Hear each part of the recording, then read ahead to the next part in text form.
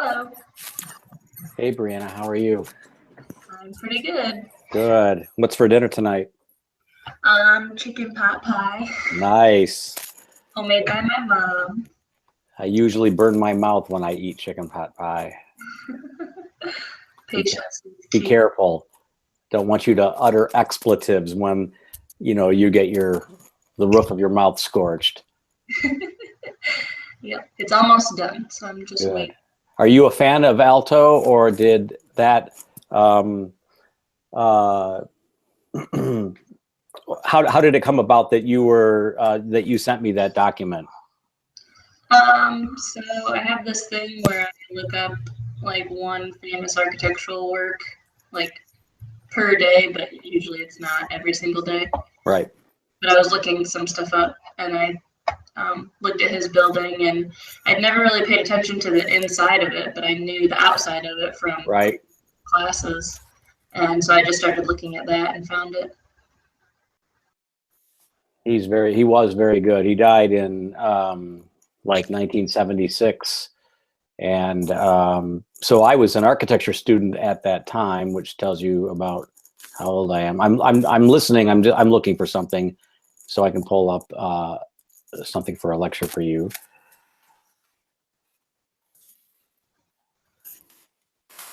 That.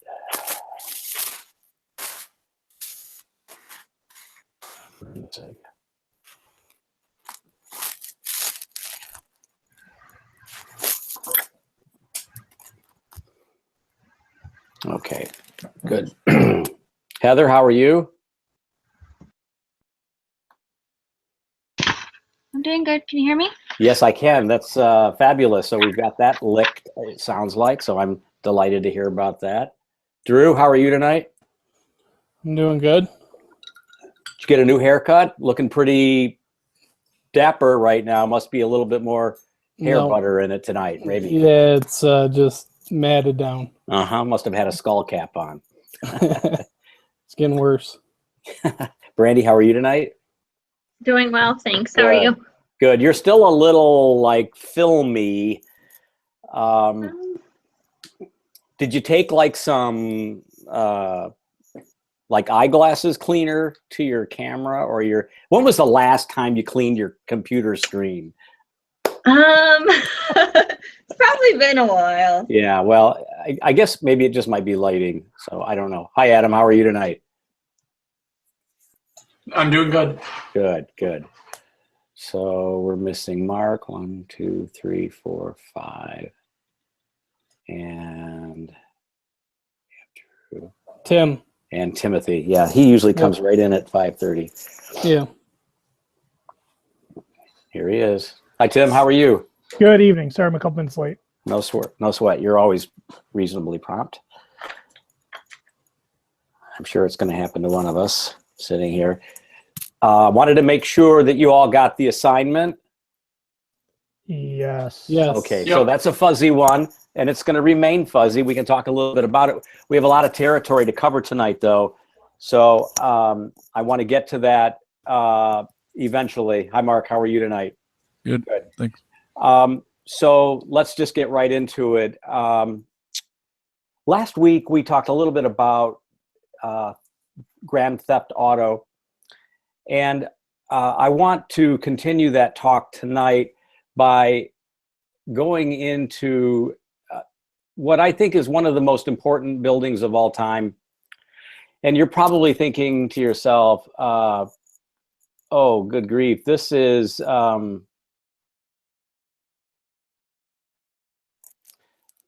painful because this building is so well, right? It's masculine, right? It's formal. It's about form. It's all concrete. There's no other like evident materials.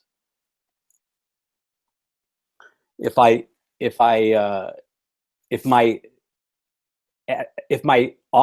online and Amazon purchases pop up like the Duluth underwear ads, forgive me. So I'm at the mercy of whatever history I've had. So I'm going to ask for forgiveness for the entire semester right now.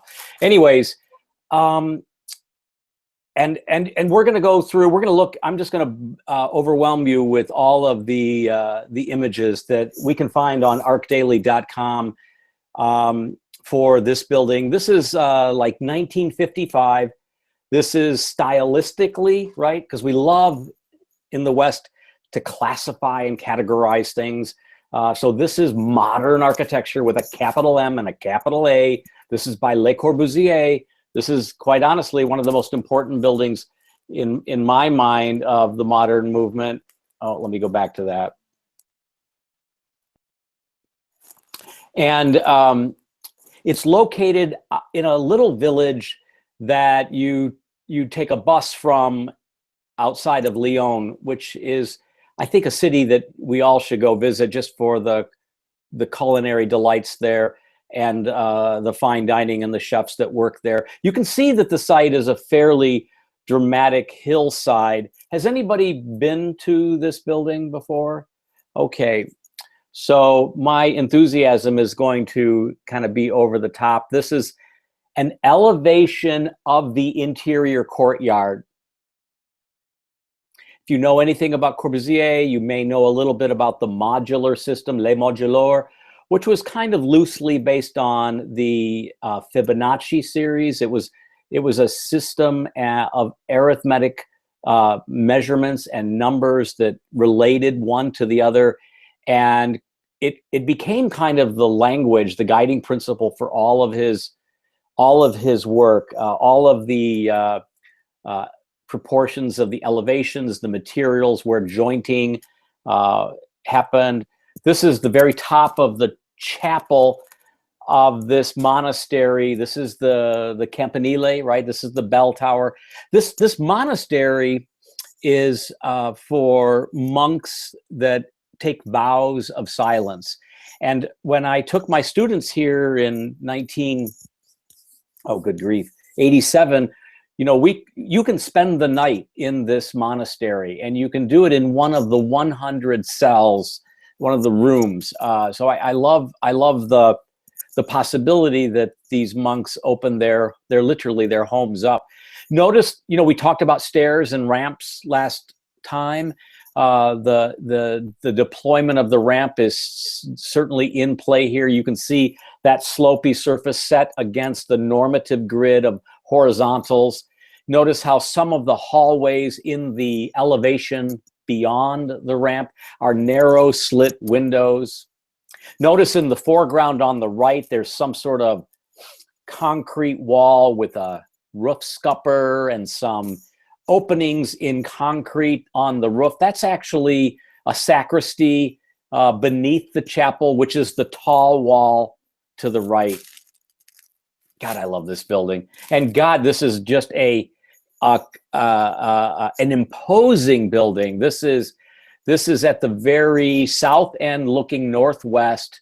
And the cells that you see here and here are the balconies, right, for each of the monks' rooms. And then these little wafers that are kind of pulled away from the normal skin of the building, which is honestly all concrete, are the terminating vistas for the corridors. Here's the south elevation. The west elevation looking east. The chapel is to the left. And so we have literally 3 elevations with monks' rooms on them. And here we're actually looking up at the high point of the complex. Here's that slopey floor that the monks will make their way around into, that ramp that makes their way into the chapel, which are the amber, right, and rose-colored skylights beyond. This is looking straight up at a service plank that crosses from the monastery to the right over to the chapel roof to the left. And then this is a shot of the chapel. There's obviously the architecture student in his Birkenstock sandals sketching. Notice that the floor has the same reticulated grid that you saw on the elevations. Notice that the walls of the buildings don't meet necessarily at corners. They're pulled away to admit light. Light was a very important motif in Corbusier's work. And notice the ceiling is also a concrete material that creates this sort of really temperature-wise, a very cool and crisp, in terms of audible sounds, a crisp space. This is the chapel at Gloaming, the twilight moments. This is one of the hallways, again, with privacy curtains. And another night shot. A silhouette of the chapel. One of the classrooms.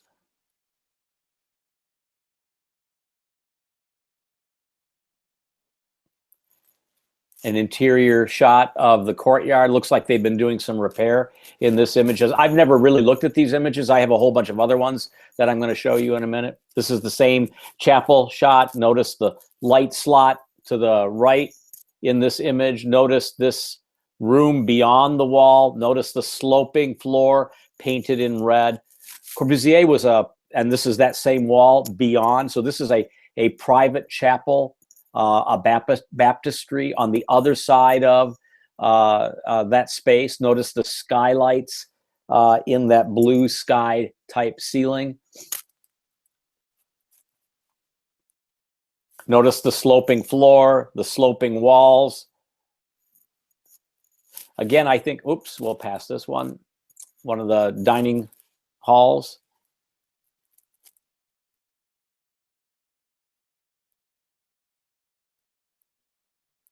These are great images. This is actually the entrance. So when you come off the bus and you walk up the gravel road while you're on the property, your first glimpse as a visitor is the chapel on the right, and then that bridge that connects the chapel to the monastery, and then this entrance realm, which is actually to our left, and the skylights that I was just talking about are in this space beneath. Notice how the roof actually has plantings on it. Another shot looking from the south to the northwest. Corbusier deploys other things besides the grid and the modular system. He uses a series of components in his architecture that have their own sort of names, their own words. Columns are called pilotti, for example, like pylon. Yeah, it looks like they've been doing some repairs on this property in some of these images. But anyways, this is the entrance. This is the chapel. Here's the bell tower. And this thing that's all wrapped in this Muslim fabric is the chapel for the probies, like the introductory monks, the monks that are just coming online. And you can see here, this is the sloping roof of one of the ramped corridors. A floor plan. So basically, it's kind of a pinwheel of monks' rooms in a C-shaped configuration with the courtyard in the middle. And the courtyard has a cruciform of circulation. And the chapel is the anchor to the north. The sacristy is to the right, and I think the sort of smaller church is to the left, to the north. More of the classrooms, reading rooms, the landscape or site plan. This plan actually is the plan of all of the monks' cells.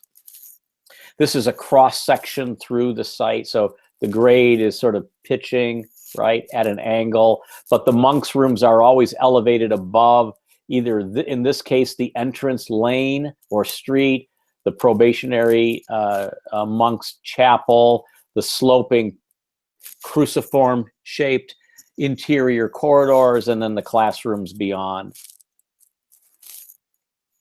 This is looking back towards the chapel.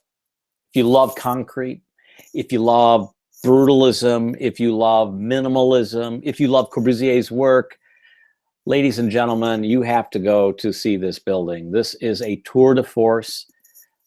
This is actually one of the most important buildings of the modern movement. It came after Ronchamp, which is the chapel in Ronchamp, in La Chaux, outside of La Chaux-de-Fonds, and that building is a completely, different kind of expression. The probationary chapel. Wow, these are really terrific. Again, you can see the relationship of the corridor to the terminating vista, the opening at the terminating vista. Here's a look of the baptistry, or the sacristy rather, and the skylights that bring light in, that grab light that comes in from the south. The same view. This is actually where you enter. So these are like little welcoming offices where you meet right one-on-one with one of the hosts. This is again from the west, looking up the hill. More of that intersecting corridor that allows the monks to circulate at the social levels versus only at the sleeping levels. More of the details.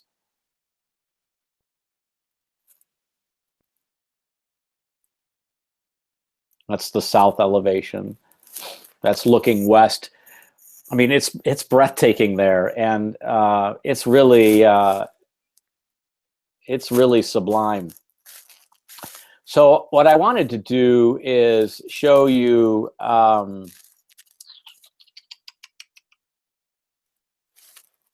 some more images, and I'm going to go through these kind of quickly.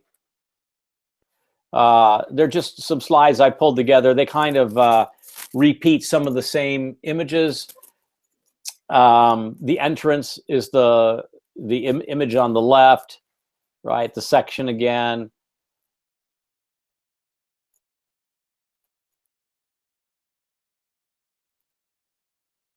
But now I want to show you this building. This is in Boston. This is by Coleman McKinnell Wood.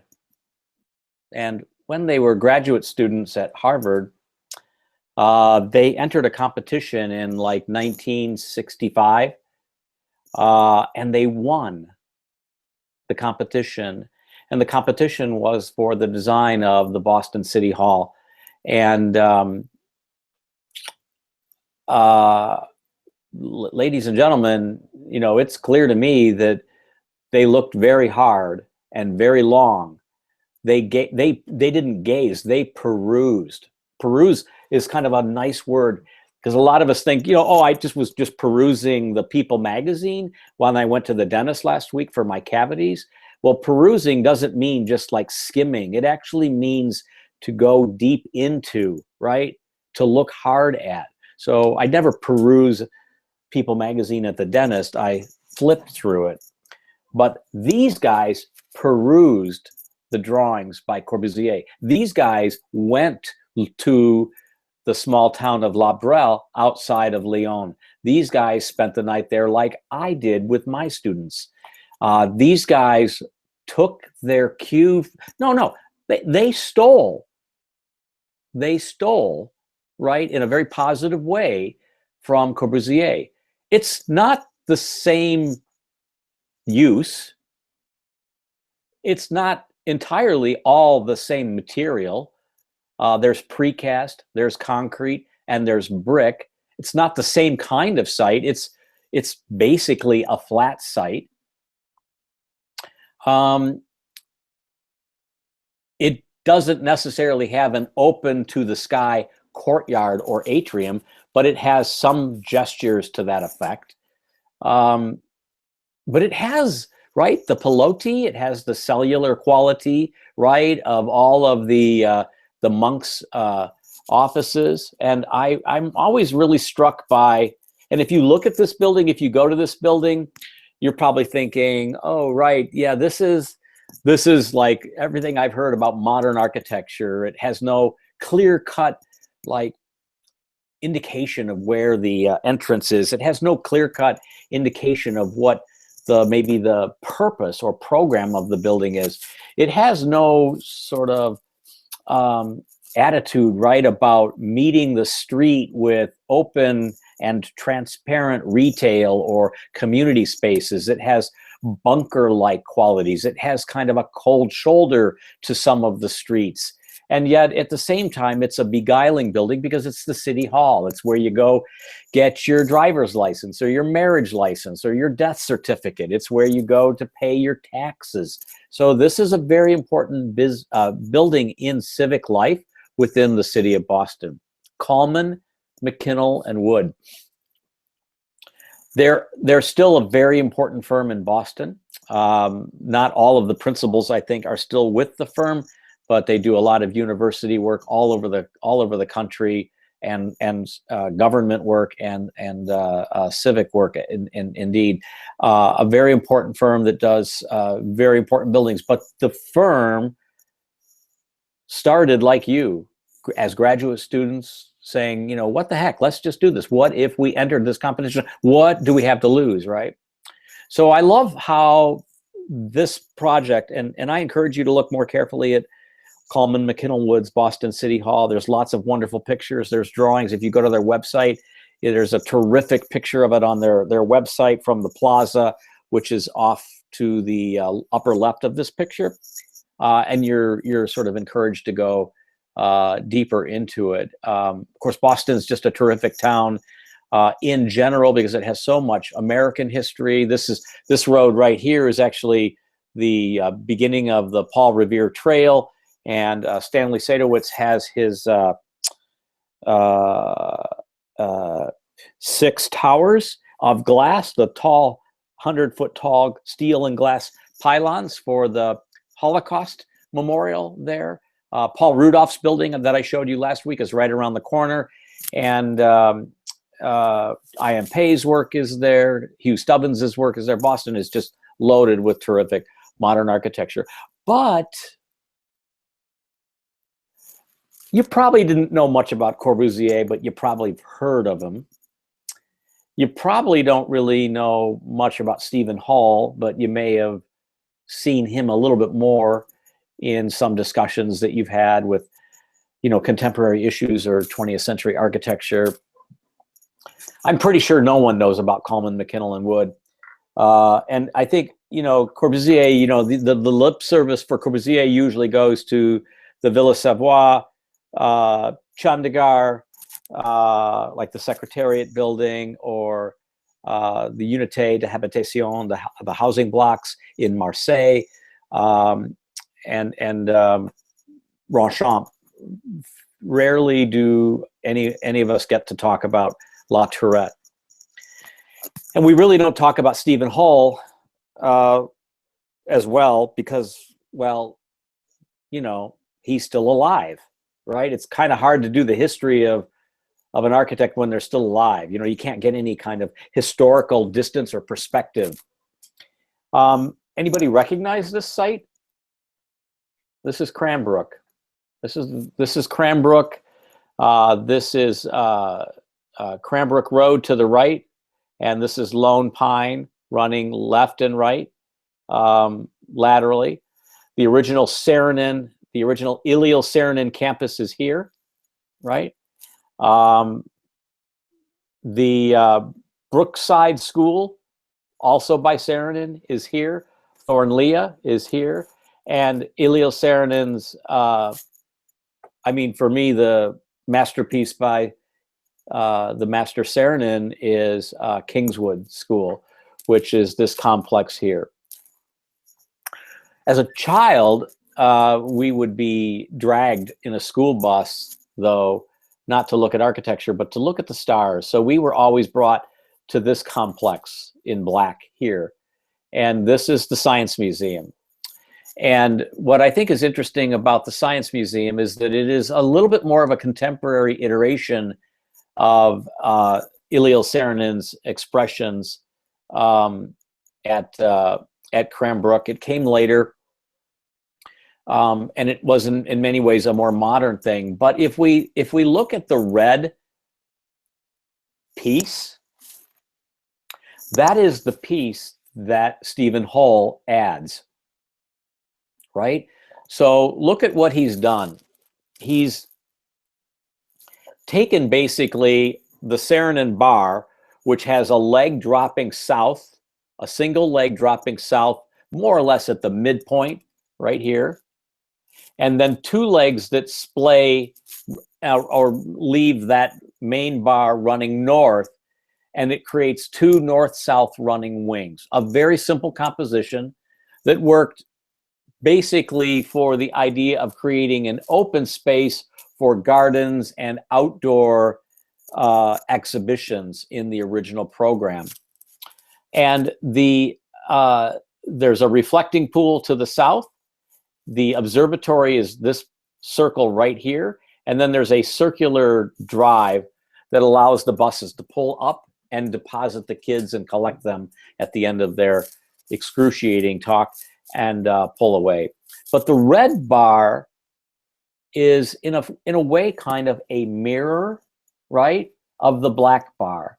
It's a mirror about this sort of middle axis of the courtyard. And what's also interesting is that this is the aerial view of Stephen Hull's courtyard, right? So what do we have here? We have sloping surfaces. We have a cruciform, right, of circulation running east and west, north and south. We have the sort of Proby's Tower. This is actually a chain link butterfly chamber to the lower right. We have windows that are on the corner that you saw, like in the chapel back at Corbusier. And then we have the chapel bell tower, which is actually the Stephen Hull entry. So there is an integration of the same design elements from Corbusier at La Tourette by Stephen Hull in 1995. So this is now the second architect of international import that has looked back at one building in the countryside of France for a bunch of monks that don't talk to one another for the entire time that they're there, and yet no one seems to talk about the extension of this work by Corbusier the way that I do. Here's the chapel. No, right? This is the entrance to the bell tower. I'm sorry, right? The entrance to the museum. I love how we can slip like that. Notice the fenestration, right? That's used by Stephen Hull. It is evocative of, right? It is clearly derived from the language of the windows that Corbusier uses at La Tourette. Even the way that the old, right, meets the new is a very special moment by Hull. Not necessarily a condition that Corbusier had to deal with or that Coleman McKinnell Wood had to deal with, old meeting new, but it was an opportunity for Hull to create his own new motif, his own language for such things. This is a view of the courtyard looking toward the wing by Saarinen here and here. But the courtyard is all Stephen Hull. Also on the right, this image is beneath the reflecting pool that you see on the left slide. So this reflecting pool has the same linear expression, the same sense of linear conveyance or movement that we find in Corbusier's work. And as we finish up, right, so here's the main bar of Élie Saarinen. Here's the one leg running north and its mate running north on the west end. Notice the bell tower that you saw from the shot here. Here's the observatory. This was the original entrance to the Science Museum. To the left is the reflecting pool, and then there's another leg that runs out here, then Hull's piece actually is a static C-shaped piece that doesn't connect in a butt joint fashion. It does so in a tangential fashion. It does it side to side, not face to face, so that the piece that's connecting is not connecting to this facade here. It's connecting obliquely here as well as here. The shot that I showed you about how the new building kisses the old building is this shot right here. So in many ways, this is a direct inspiration of Corbusier's work. Even the site pitches from high down to low, right? This road way beyond is about 45 feet below the grade of this car park, this rotary that you see in the foreground. I'm making the case tonight,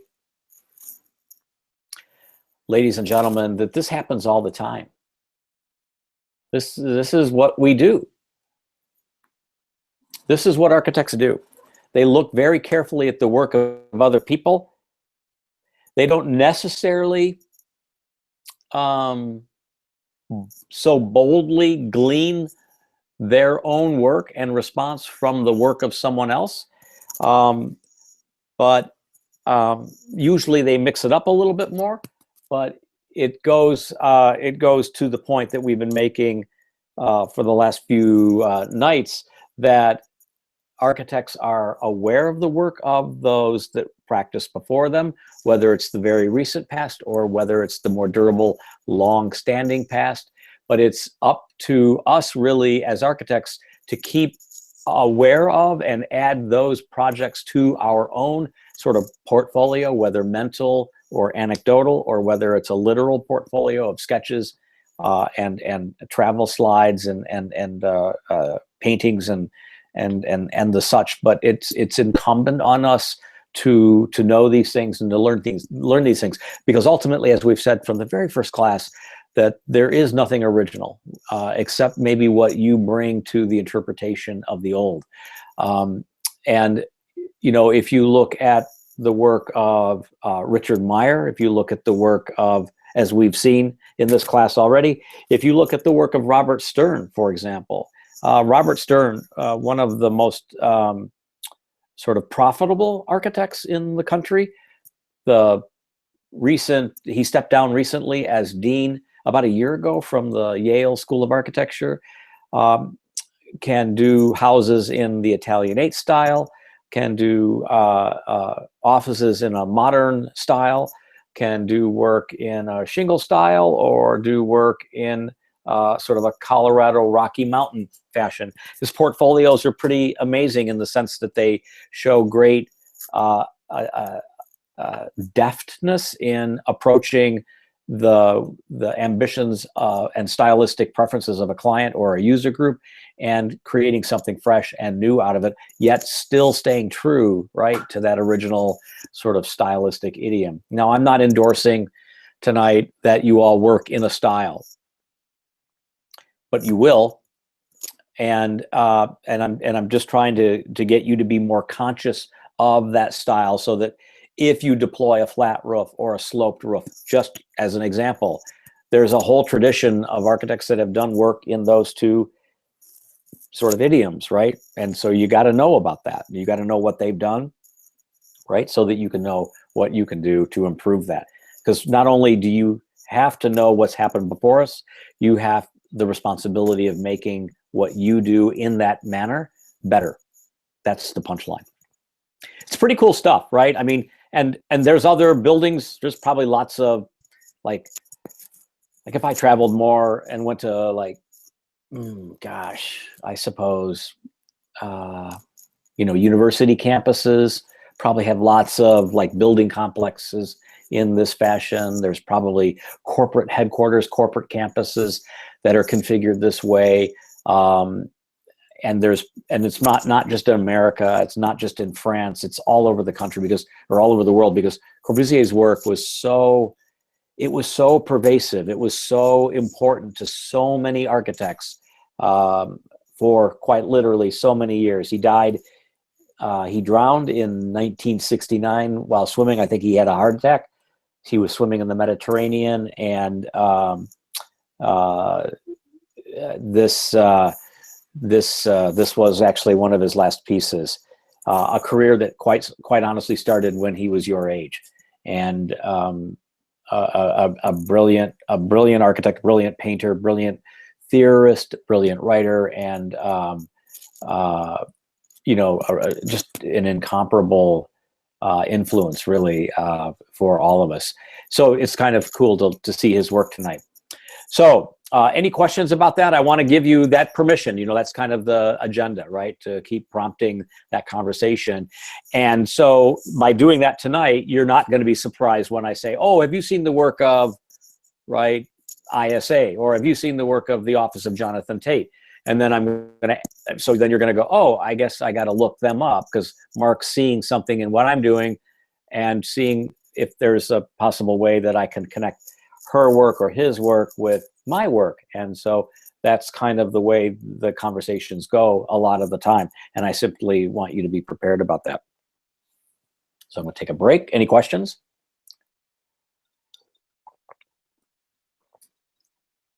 Cool.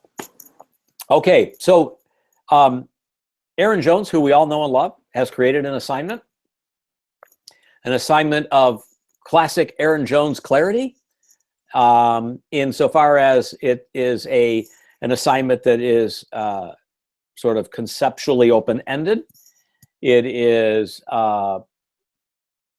deliberately sort of vague in its deliverables and in its sort of acknowledgement that, dude, it's only like the 5th class.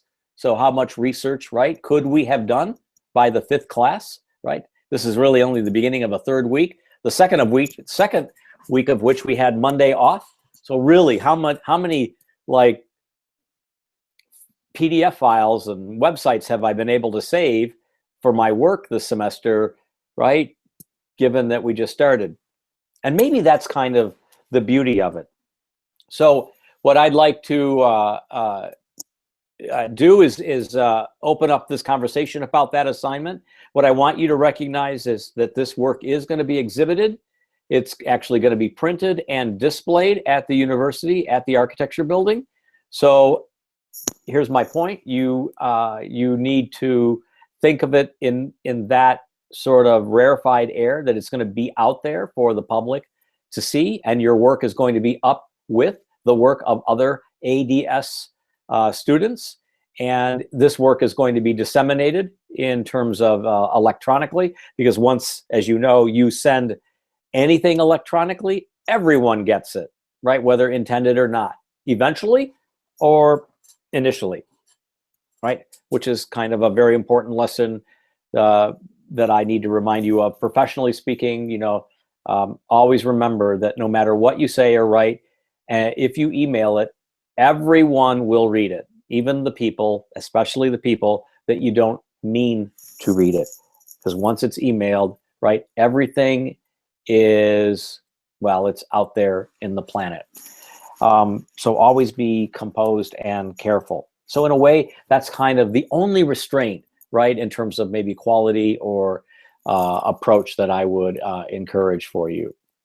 So let me go back to that assignment. So some of that assignment is open-ended to a lot of people, in the sense that nobody really, as far as I understand, pinned it down the way we did.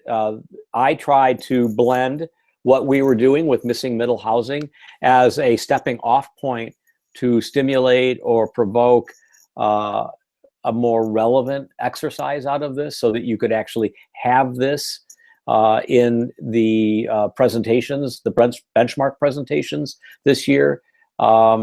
So I would consider some mileage that you can get out of it from that perspective. So create a fictional landscape, a structure, or a scenario which raises critical awareness regarding the contemporary architectural issue of housing for a specific user group. Right? That's the premise. We can parse that out, right? So make something, a representation of something, a painting, a picture, a poem, a construction. It can be out of anything, and yet it has to be digital. So if it's out of clay or tempera, right, or popsicle sticks, right, or mud or rocks, string, and I'm just spitballing here, it has to be distilled or represented as a digital two-dimensional sort of thing so that it can be shared. That landscape or structure or thing is maybe best understood as the ground, not literally the earth, but the ground plane or the datum or the basis, right? So think of things metaphorically and think of things sort of conceptually in that regard. That raises critical awareness regarding the contemporary architectural issue of housing for a specific user group. So a specific user group, you know, you've already begun to think about that. You know, I talked a couple of weeks ago with Timothy about returning veterans. Like that could be an interesting user group. That's a user group. That's a specific user group. And Timothy's maybe uniquely qualified because I'm not to talk about that group. But maybe there's unwed mothers. Maybe it's drug addicts. Maybe it's children without parents. You know, maybe it's old farts like me. Maybe it's millennials like you, right? A user group, a collection of people that this assignment is asking you to show us what you know about them, taking a position, right, about what you've learned and what you've sort of uncovered about this user group. And all of this has to do with housing, right? So that's kind of an interesting and definitely wide open, and that's maybe the most wide open thing because that you're going to be sort of trying to dial in on. Place this landscape or structure and scenario into a graphic sequence or frame which translates into the format of a short image, right? That can be shared like a magazine image could, or like a drawing, like a comic, right? That's what that phrase means.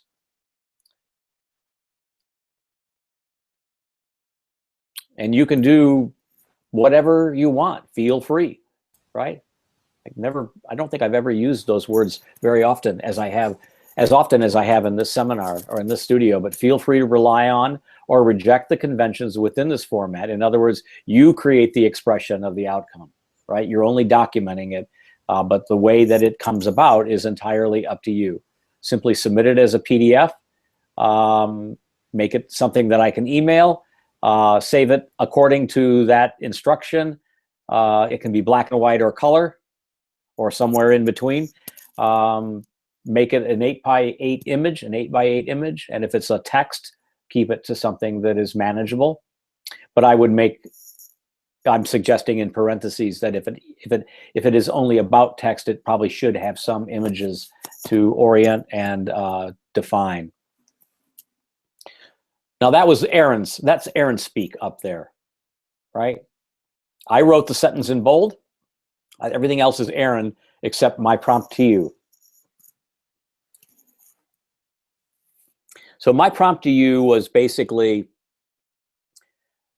trying to creep slowly into the conversation that, and maybe you're inferring this already, that missing middle housing is more than simply inventing a new shape or a new size or a new configuration of housing that looks or behaves differently than, you know, stacked apartment buildings or which people generally rent in America or in most of American cities, or the single family home, which some people rent, but most people, conventionally speaking, understand as the end goal, right?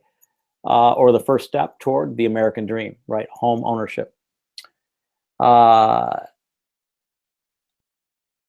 And we hope that this semester you begin to explore this realm of housing known as missing middle housing with respect to a particular user group.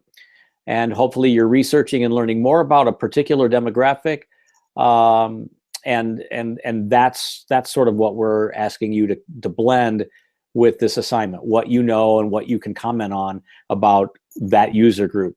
So maybe simply, although you can talk about millennials, because that is who most of us are, most of you are, more than simply zeroing in on millennials, for example. You can sort of think about a specific market segment, a specific user group, but really try to sort of hone in on that. So this assignment coaxes you to explore more about a user group and the context that will frame their housing choices. So I gave you a couple of essays that were on the radio, right? That are pretty darn interesting. Again, the user group is single moms, right? Single unwed mothers.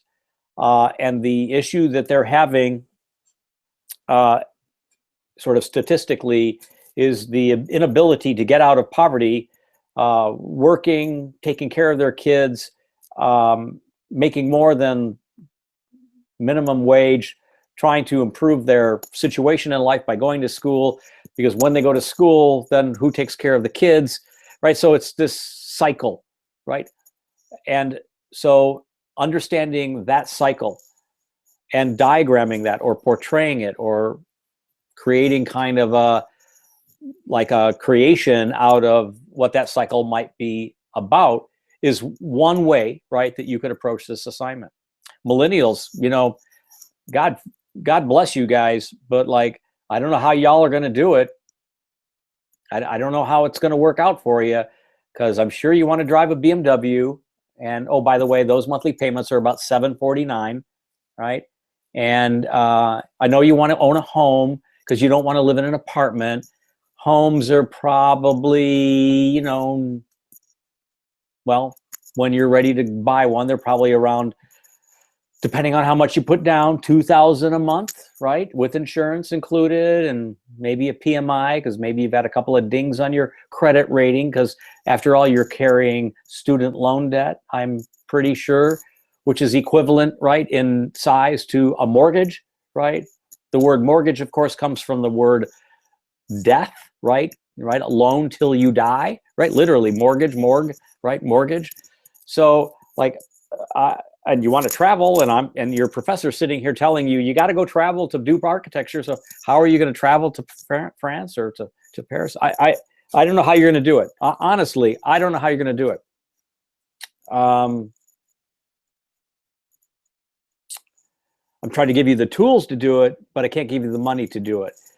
And your plight, quite honestly, is much, much harder than the plight I had as an emerging architect in studio when I was in grad school. I was in the poverty realm when I was in grad school. That's another story, but I knew that I would get out of it, but I never realized then how close I was to, being in a different sort of situation. And maybe one of the things that causing you to think about a user group that or you think or that maybe if you imagine that your life might be different if you had been born on the different side of the city line, or if you'd been born in the country instead of the city, or if you'd been born in the city instead of the country, or the suburbs, for instance. What if you could try to empathize with a user group that might have a situation that could easily be yours? So that's maybe one of the ways of looking at this assignment. Another way, I think, is to think of a duality, right? Like a point of conflict, right? The desire for things that we want versus the things that we know we'll never be able to afford, just as an example. So thinking of a condition of conflict might be another way to approach or to think about this. There are no right answers in this assignment that the entire grad program is going through. There are no expectations. It's not like what the Supreme Court says about pornography. We don't know what it is, but we know it when we see it. In this case, we don't know what it's going to be when we see it. We won't know if it's even pornography, so to speak, right? So I love how open-ended and vague, deliberately so, the assignment is in that regard. It's asking you to take or assert a position as an architect and then develop and transform this position with a design diagram, construction, illustrating perhaps the cycle of poverty in the case of the stories that I shared with you from NPR above, or graphical manifestation of the critical research of your user group. The position can be any position. Like I said, it can be a drawing, it can be a floor plan, it can be a life cycle, a loop about economic conundrum. It can be anything, really. But you only get a week, right, to do it. And so I would think over the next few days about what that thing is and how that might play out and I would do that in like a storyboard in your sketchbook. I would maybe no one's used the word SketchUp with you sketchbook since first year, but I still use a sketchbook, so I assume you do.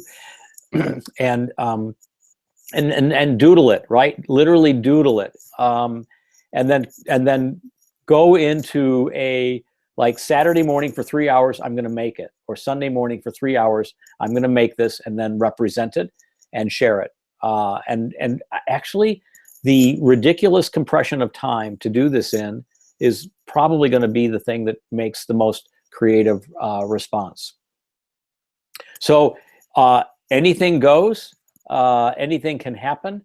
It can be anything, so long as you take a week to do it, and we relate it to the sort of issue of housing, user group, location, affordability, constructability, deliverability. Take a position on these themes, and it'll be really interesting, I think, once we've done this, to see looking back in 12 or 15 weeks, like looking back at this thing, whatever it is that you make, looking back at it and see if it's been any sort of maybe a prompter for your work this year, or if it's been maybe an incentive for you. You know, another way that you could approach this, you guys, is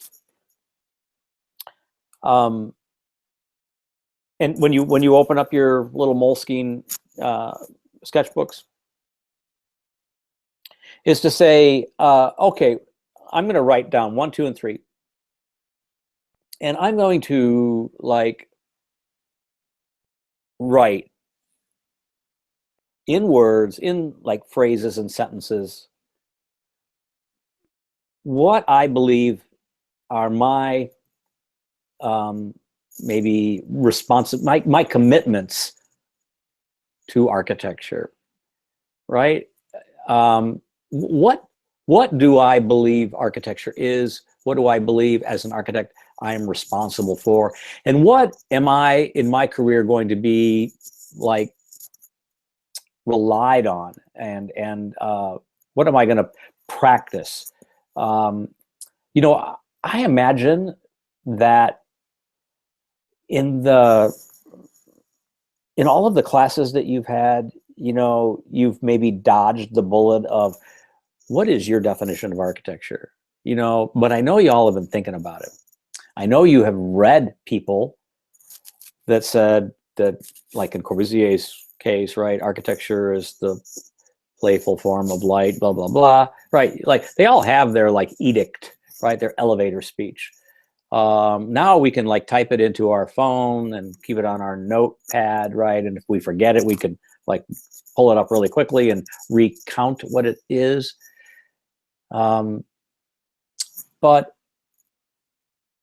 one of the things you're going to have to do in May, when that roller coaster of a semester kicks off is you're going to have to do this then anyways.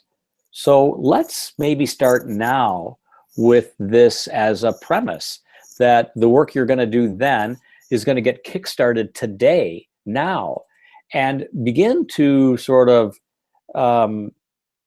make the case for what you believe is your commitment to our profession. And maybe it's like 3 things. 3 is always just a nice number. I could say 10, but then you'd all crap your pants, and then that would like freak you out because like, I thought we had to do this assignment. Now you're asking for 10. So I don't want to do that. I'm just, again, you don't have to do this, but I'm suggesting that it's a way to get the sort of creative juices flowing. One way that you can actually become creative about and solve a problem in something is to solve a different kind of problem, right? One way creatives work to move towards the sort of direction that this project, this assignment is asking you to do is to step back and to think about something else that will inevitably relate back to the assignment. So I think that's maybe another way I might approach this if I were you.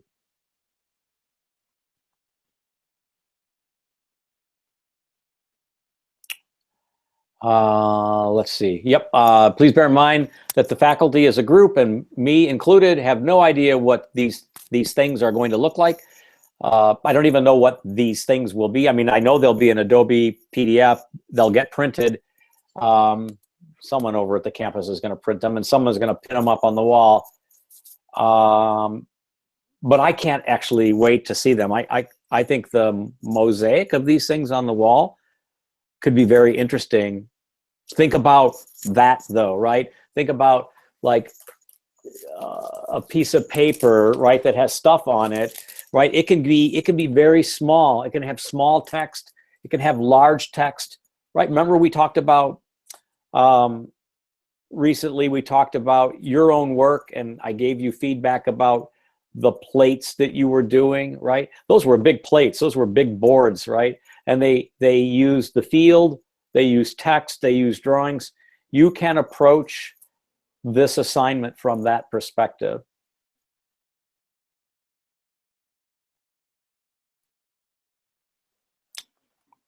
Yeah, I'm sure you're stumped.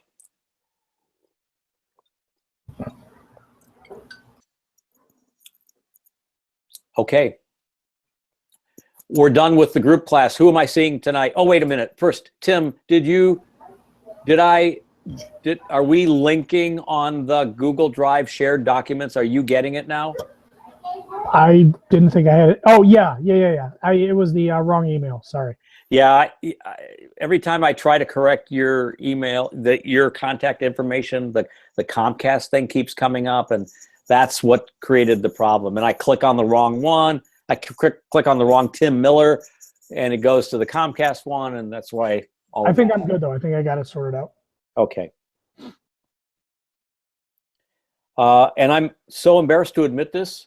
I went to Karen Swanson's house on Saturday night, and we were at a party, and I went to bed at 11 o'clock and didn't wake till 8:03 on Sunday morning. I have never slept in that late since like junior high. So your class witnessed my sloth, right? My laziness. So I apologize for not sending it out right at 8 o'clock. But everyone else got it? Okay, good. So who am I going to see tonight? Wave, raise hands. Brandy, Brianna. Who else? Okay, Mark. Anyone else? Just the 3 of you? Great. So who's first? Okay, so Brandy's first. So what happens is the rest of you can peel off or not. Keep your microphones sort of off unless we're talking. Let's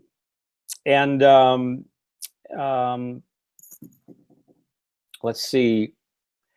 I will see the other 4 on Wednesday night at 6:30 p.m. And we'll have our conversations that night, all right? Cool. Okay. Brandy, you have the floor. All right, so I put together just a couple of slides. Do you want me to go ahead and share my screen? Yeah, sure. Okay.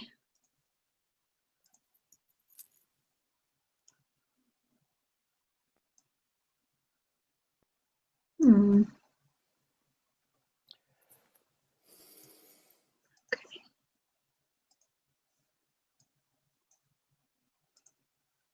There it is. Here we go.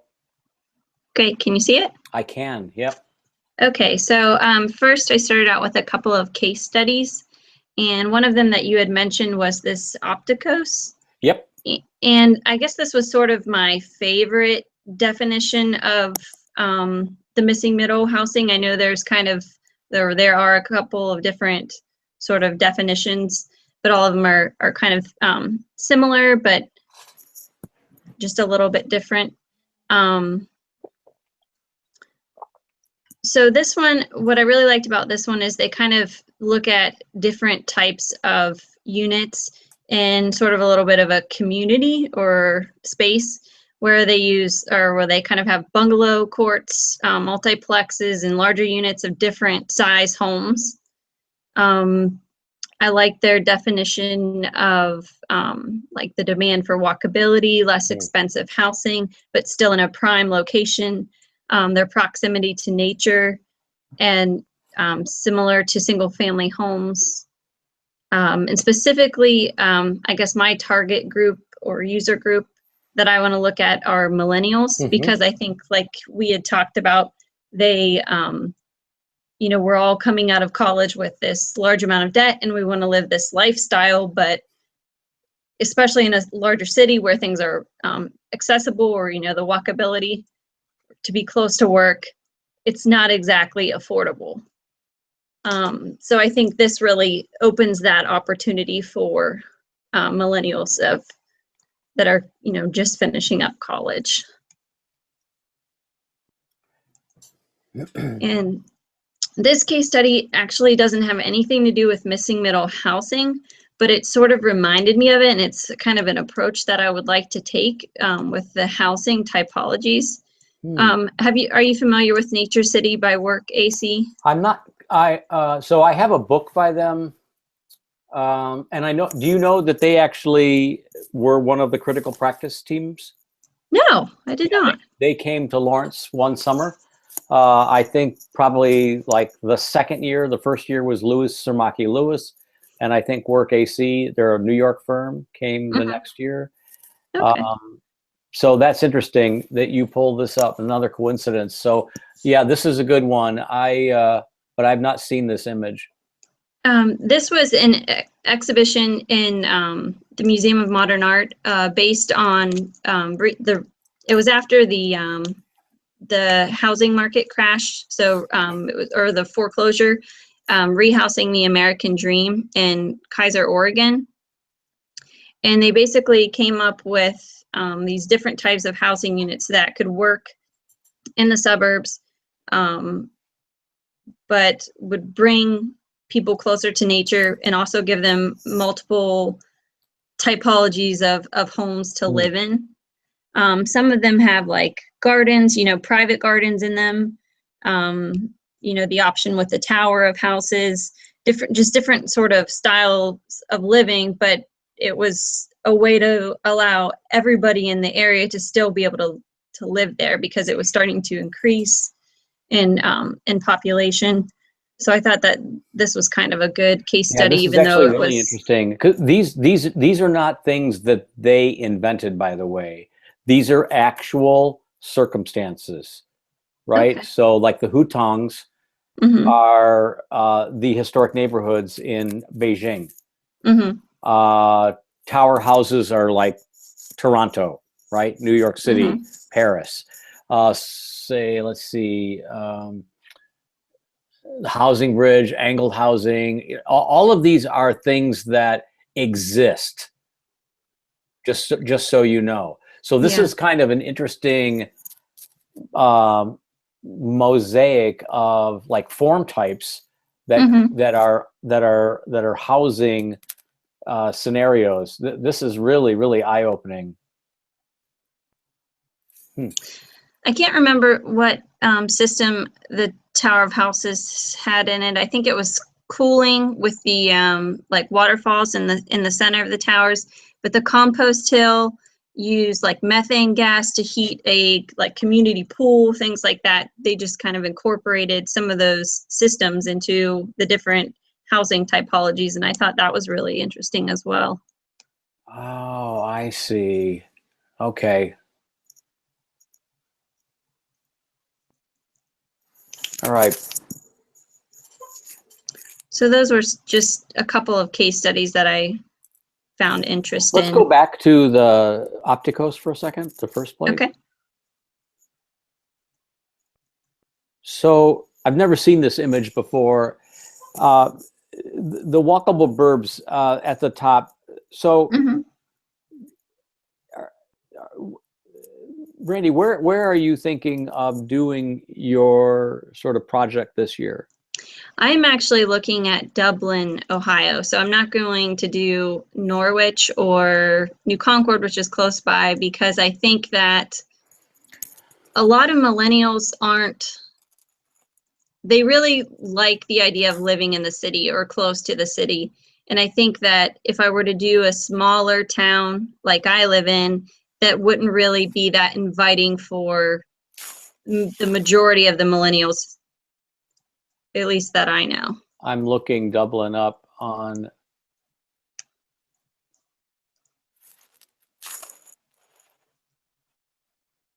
maps. Okay.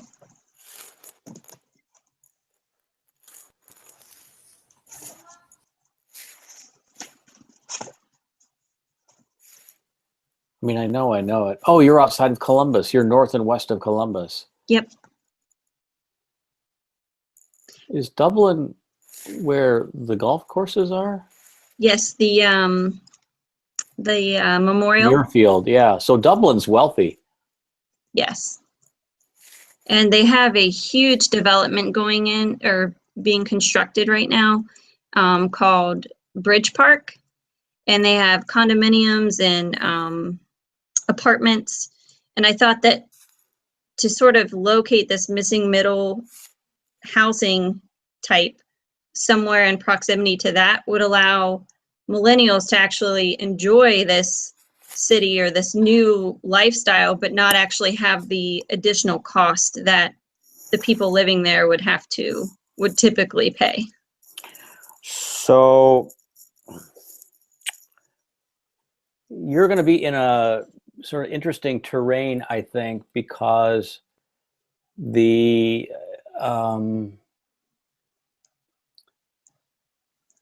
so what I'm thinking is that, one of the reasons why people like you would want to live here is because you would want to, live in a place, right, where you could live a high quality of life, as high a quality of life as you would afford, with an excellent school system, right? And all of these things, I think Dublin is like ding, ding, right? It's ringing the bell on all of those things, right? Right. And so, but, bless your hearts. I think you told me you were married, right? Right. So that you and your husband, maybe because you're a student, I'm just making an assumption that aligns with like most of you guys, right? That you wouldn't be able to afford coming here, to move here. So what I'm hearing you say is that you want to create kind of an architectural approach that could be like an entry-level housing opportunity that you could either maybe rent or own, that would let you enjoy the quality of life, the safety, the education, the sort of cultural amenities, maybe the sort of proximity to mass transit or the freeways, on and on and on and on, right? All of those things, Right. to have a walkable community, yet not the $1.5 million mortgage, which is probably the minimum there, to live there. So I think you're going to want to understand how you're going to want to sort of portray how Dublin is inaccessible, but with this approach, right, with your approach, that if we just revisit things like enclaves or small developments, if we revisit where these kinds of things are relational to mass transit or the freeways, if we look at sort of housing as a sort of a strategy that in order to make these things smaller, therefore they're less expensive, then we have to look at things like shared, and I'm just spitballing here, right? Shared kitchens or shared laundry, you know, not far from that. I mean, I'm not saying that those are the things that will make these cost less and therefore more affordable, but that seems to me the way you have to look at Dublin. It's going to have a harder sell to the group of people that will be looking at this. So you'll always want to sort of frame your work, your research, and your end goal in terms of, you know, we can say, you can almost make this argument, right? We can say all we want about the suburbs, right? We know that nobody wants to live in the suburbs, that millennials are flocking to the cities. There's lots of research. There's lots of like articles and essays on that subject. But the fact is, Brandy, there are articles in the Wall Street Journal, in the New York Times that say when your generation, when you and your husband start deciding to have family, y'all don't want to live in the city. That the city is actually where you guys have your fling, right? You're on your own fling, right? In terms of residence, and you move to the suburbs because you grew up there. It's familiar to you. It is who you are, and the suburbs have left an imprint on you. So this suburbs angle is really a compelling one. And here's where I'm going. You need to start looking at the writing of Ellen Dunham Jones, who's from Georgia Tech. And she has written these important books, and she's actually the very first TED Talk ever. I feel like I've seen her. The name sounds really familiar. And she's, so because she was the very first one, she has more hits on TED Talk than any other like speaker.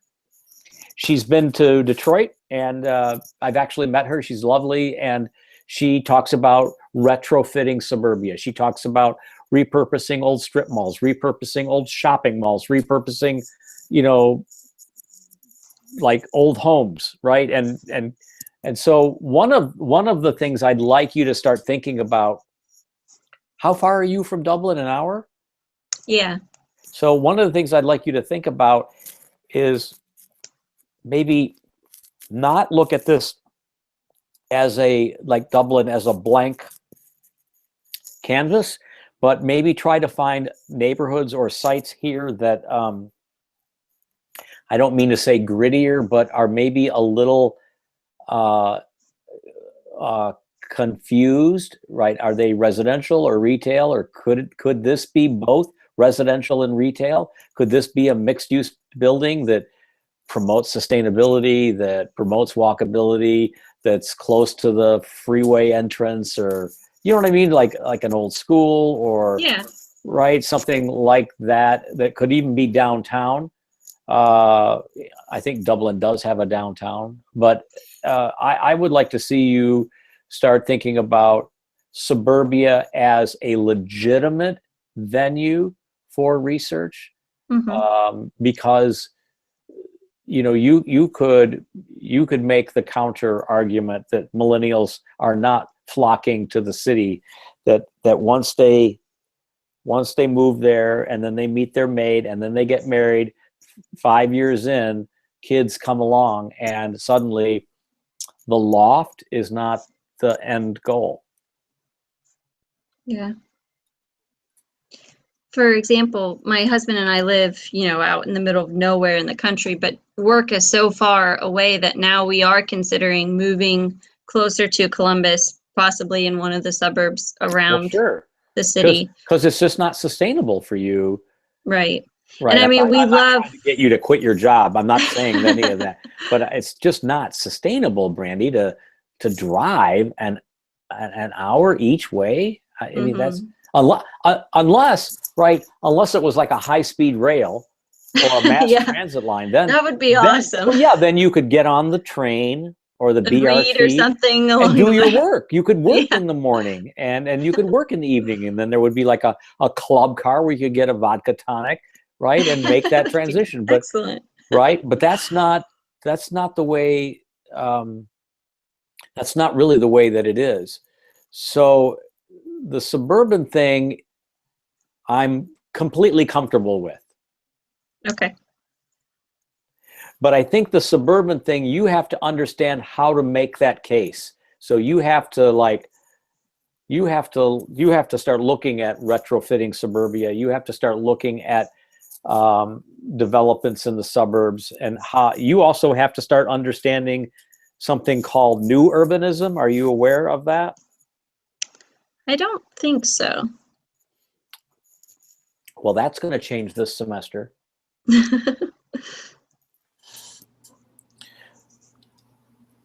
So And smart growth. and smart growth, right. So Hey, Tim.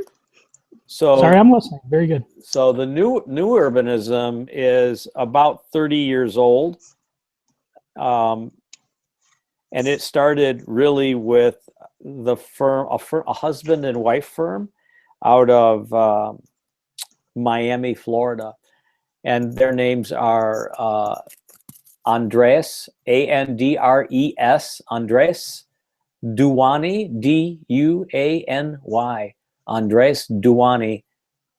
And he creates these new sort of quasi-urban centers in existing suburban locations. He retrofits the suburbs, and he makes them walkable, and he makes them livable. And he gave a series of lectures, Brandy, at AIA San Antonio, like 10 or 15 years ago. And they're on YouTube, and they're like, it's like 70 minutes. There's like 10 in a row. They're like 10 minutes long.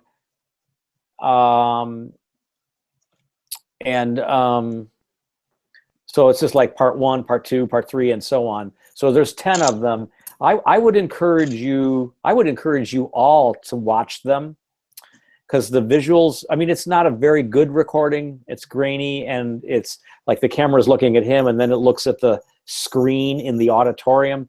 But you get used to it after 1 or 2 of them.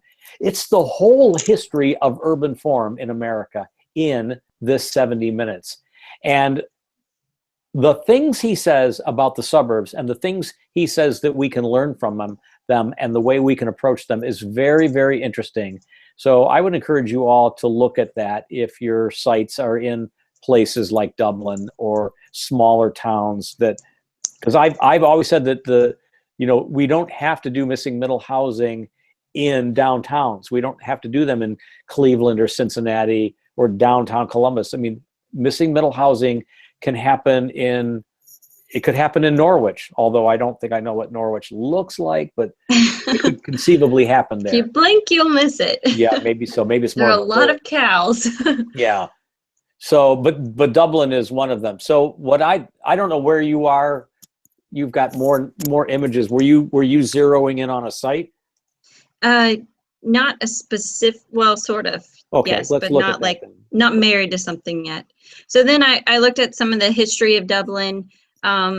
It was originally started as a village purchased by the Sells family in 1803, 400 acres next to the Scioto River. Or it was platted as a village in 1810, but purchased in 1803. And apparently it got its name, Dublin, from John Sells' partner, John Shields, who was born and raised in Dublin, Ireland. Right. So that's a little bit, I guess, of the background of where the name came from. And then today that 400 acres is known as Historic Dublin. Mm-hmm. And they do have festivals and things like that. I think one of the largest festivals in the United States, one of the largest Irish festivals, is held there. So then I guess it grew because of the completion of I-270 next to it. And then Dublin's also known for the Memorial Golf Tournament that's held there every year. Which I watch every year. And Same I here. thought it was interesting. I read that Dublin lost the rights to become the capital of Ohio in a poker game. Classic. That's kind of funny. Oh yeah, and there's the note about the Irish Festival. It began in 1988. It's held every year in the first weekend of August. You know, in the bottom image there, when you look at the Duany work, when you look at the stuff that's in the Duany lectures, and you start to look at Duany's own portfolio of work, look at their website, there's books on him, by him, and so on, you're going to go, oh, wow, was Dublin one of the very first new urbanist communities? Because you're going to recognize. Do you know Dublin?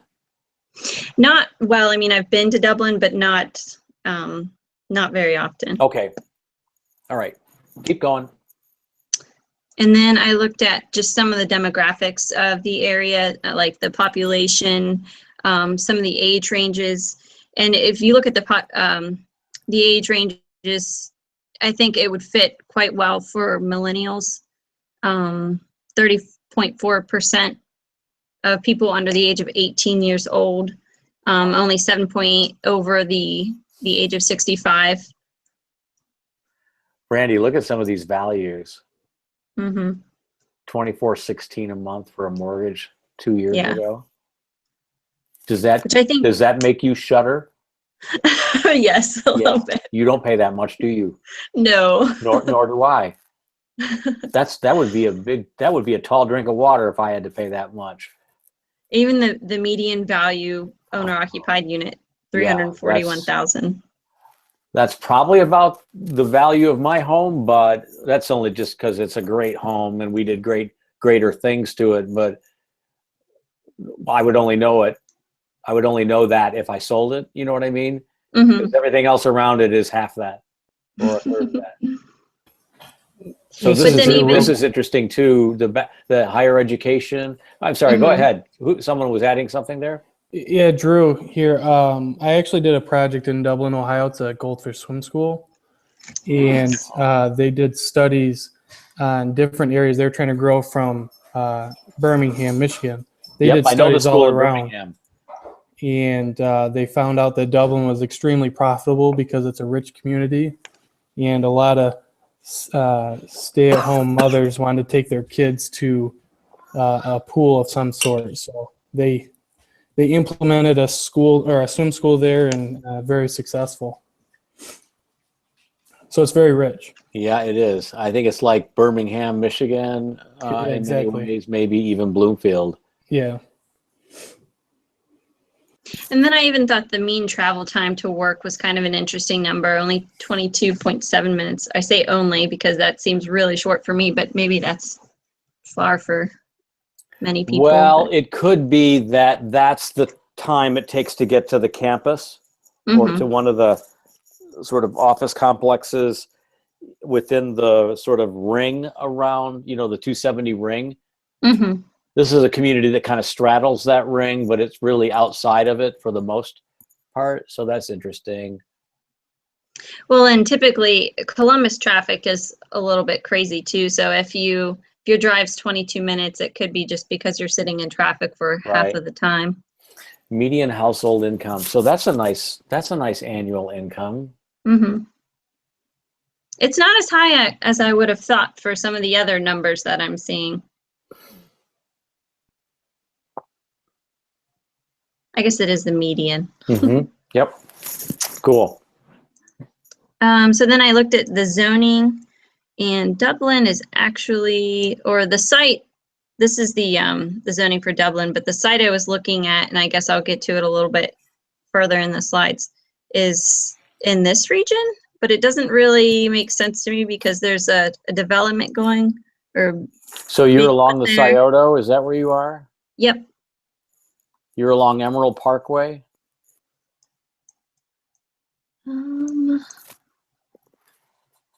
I think it's Or just, High it's south Street? of there. Yeah. Yeah, I think it's closer to, I know it's in between 161 and 270 and along the Scioto River.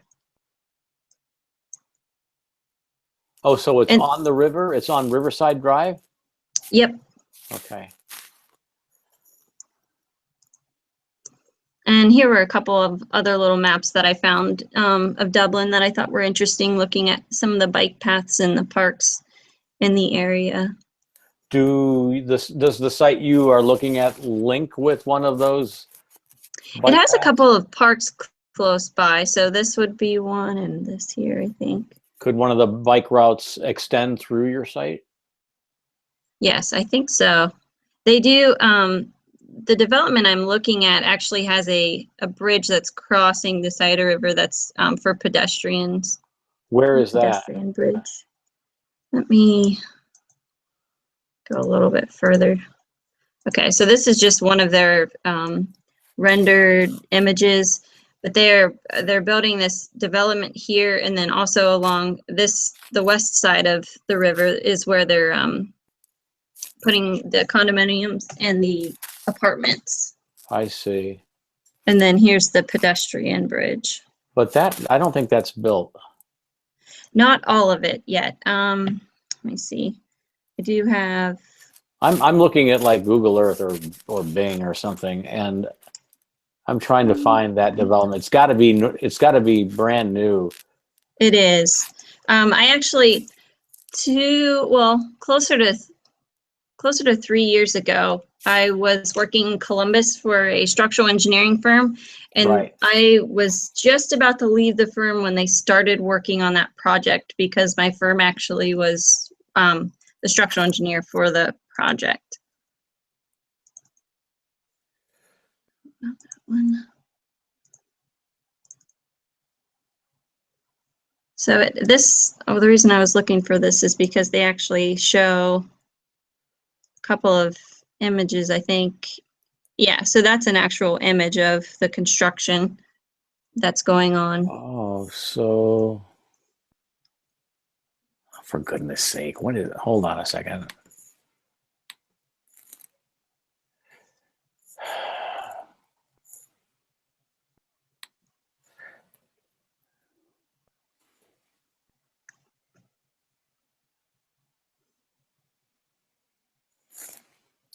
I'm struggling to open Google Maps here for some reason, so Okay.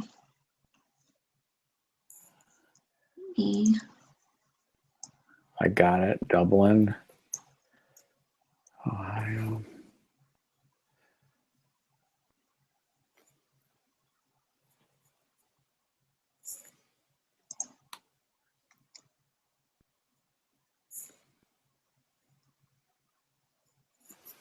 So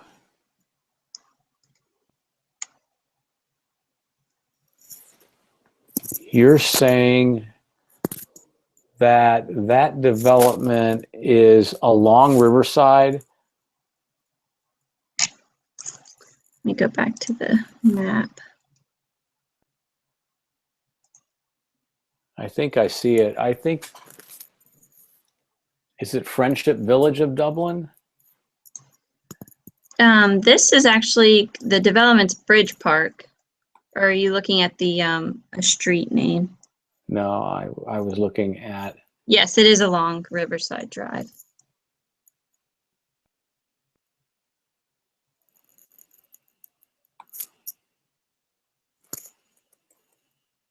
But I guess the reason why I was looking specifically at this development is because I think it's going to bring like a lot of jobs into the area and things Right. like that, and just different retail and office spaces and restaurants that, if they were walkable, I think that would even be more desirable, to be sort of in a suburb but still have access to things like that, to where it's more of like a city life but not Mhm. quite downtown Columbus. so I'm not going to dismiss this site because I'm intrigued with it, but I do want to say that this looks more like drivable, walkable. Like Mhm. like you can drive there and then walk around. but Mhm. then you got to drive to get back to home. Mhm. So I'm not sure if you would be like designing some new product in this community, or if you would be, I'm not sure what you're thinking of doing, Brandy. I guess I was thinking like they're building these apartments and condominiums, and they're kind of targeting a specific group of people, in my opinion, and because of that. Right. So I would sort of like to have this missing middle housing positioned somewhere close to the other residential type construction, to where it, you know, they could have the walkable access to the office retail spaces. Right. No, I understand. But it does seem like it would be maybe a little more drivable too. Even though they have that pedestrian bridge, I guess it is kind of maybe it's more of a bike Sure, it could be. bike travel. So, I'm looking at a little enclave, Brandy, that's, where it says East Bridge Street, West Bridge Street, and North High. It's on the west side of the river. Okay. Do you see that little neighborhood there on Google Maps? Do you have? I can screen share it. Okay. Okay, so you have to close yours out. Yeah. Oops, I closed one. Yes. Okay. Can you see my map? Mhm. So this is the bridge. This is High. High is the street that runs all the way into Columbus, if I'm not Correct. mistaken. Yep. But this little enclave right here, I Mhm. think is sort of just across the street from the development. Your development, I think, was just down here. So this neighborhood is, I don't know what it looks like, but this looks like it's the original neighborhood. So I'm not sure, so I'm just going to go there.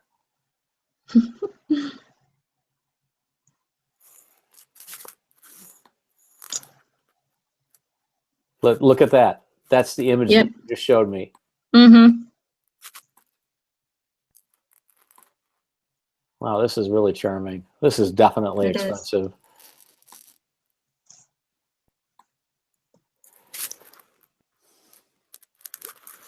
I guess what I'd like to suggest is that you could look at any of the existing buildings and vacant lots here and do a project that sort of embraces those ambitions that you're talking about. Mhm. In maybe even a more sort of straightforward way. One of the things you'll hear Duani say is, in neighborhoods like this where, it's got the coffee shop, the borough home, tickets galore, laptop repair, tea house, parking lot, convention center, nobody wants to work in these places. And yet the people that they afford, the people that they pay to work in these places are young kids or young people. And these young people have to drive there or have to be driven there. So they spend this inordinate amount of money on their transportation. And whatever they earn, they're putting into their travel, sort of like what you're doing. Yeah. Right? Mhm. And you're kind of like the poster child for what not to do in this regard. So one of the things Duani talks about is, why aren't we as architects designing residences above the stores so that the young people that will work in these stores can live above the shop so they don't need a car? That's the first sort of paradigm shift that he makes. The other is, what if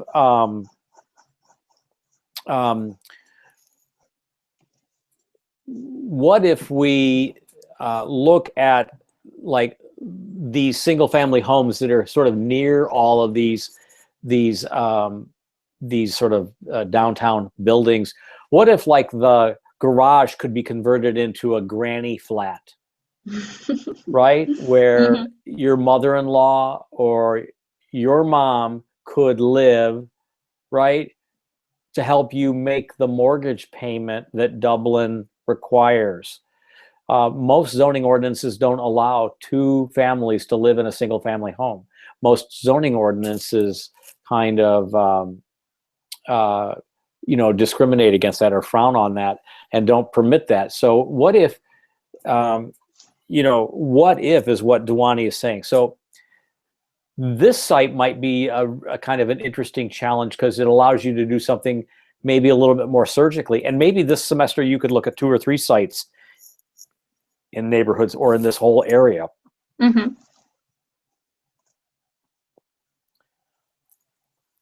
So that's the first thing. Look at those Dhwani videos. Spend an hour of your life. It'd be an hour well spent, right? And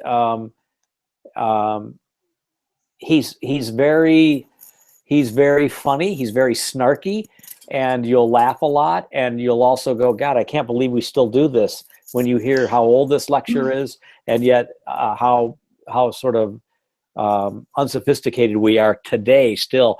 But he's one of the major original voices for new urbanism, which is kind of, if you look it up, it's kind of an attempt to freshen the way we settle in these neighborhoods or the way that we settle in urban life without relying on the traditional suburban tract home neighborhood, where we actually blend parking with retail, with residential, with civic, with recreational, with factory.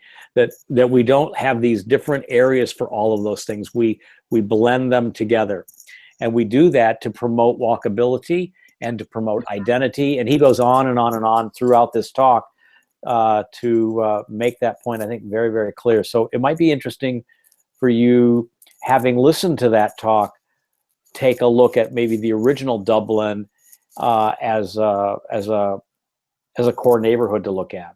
Mhm. I like that idea. Yeah, it's cool. And Dublin would be great. It would be great to get to know it a little bit better. And here's the thing, like I was saying at the very beginning of the year, you could do a project that, you present eventually to like the planner or the Rotary Club or whatever, right? And suddenly someone says, "Oh my God, why aren't we doing this? This is a great idea." And then they approach you and say, "How do we do this? How do we go about doing this?" And you become, right, the go-to person for that. And look, here's the other thing. Since you're not doing this conversation at work right now, correct? You're at home? Correct. Okay, so here's the my other dad. yeah, so here's the other thing. When you do really good work in graduate studios like this, that has the sort of legs or the ability to get traction, right? Like this Mhm. project could, it gives you the ability to go to a new firm with a project in your pocket. Yeah. Right?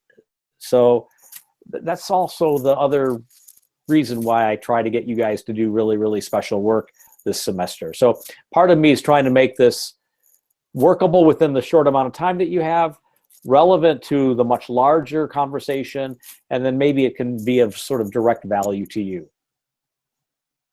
What else were you going to show? Let me see. This was just some information about Bridge Park, the development in Dublin. Can you screen share that again? Because I had it. Oh, I'm sorry. No, I hijacked it, and then you need to turn it back on. It's like not popping up in my options.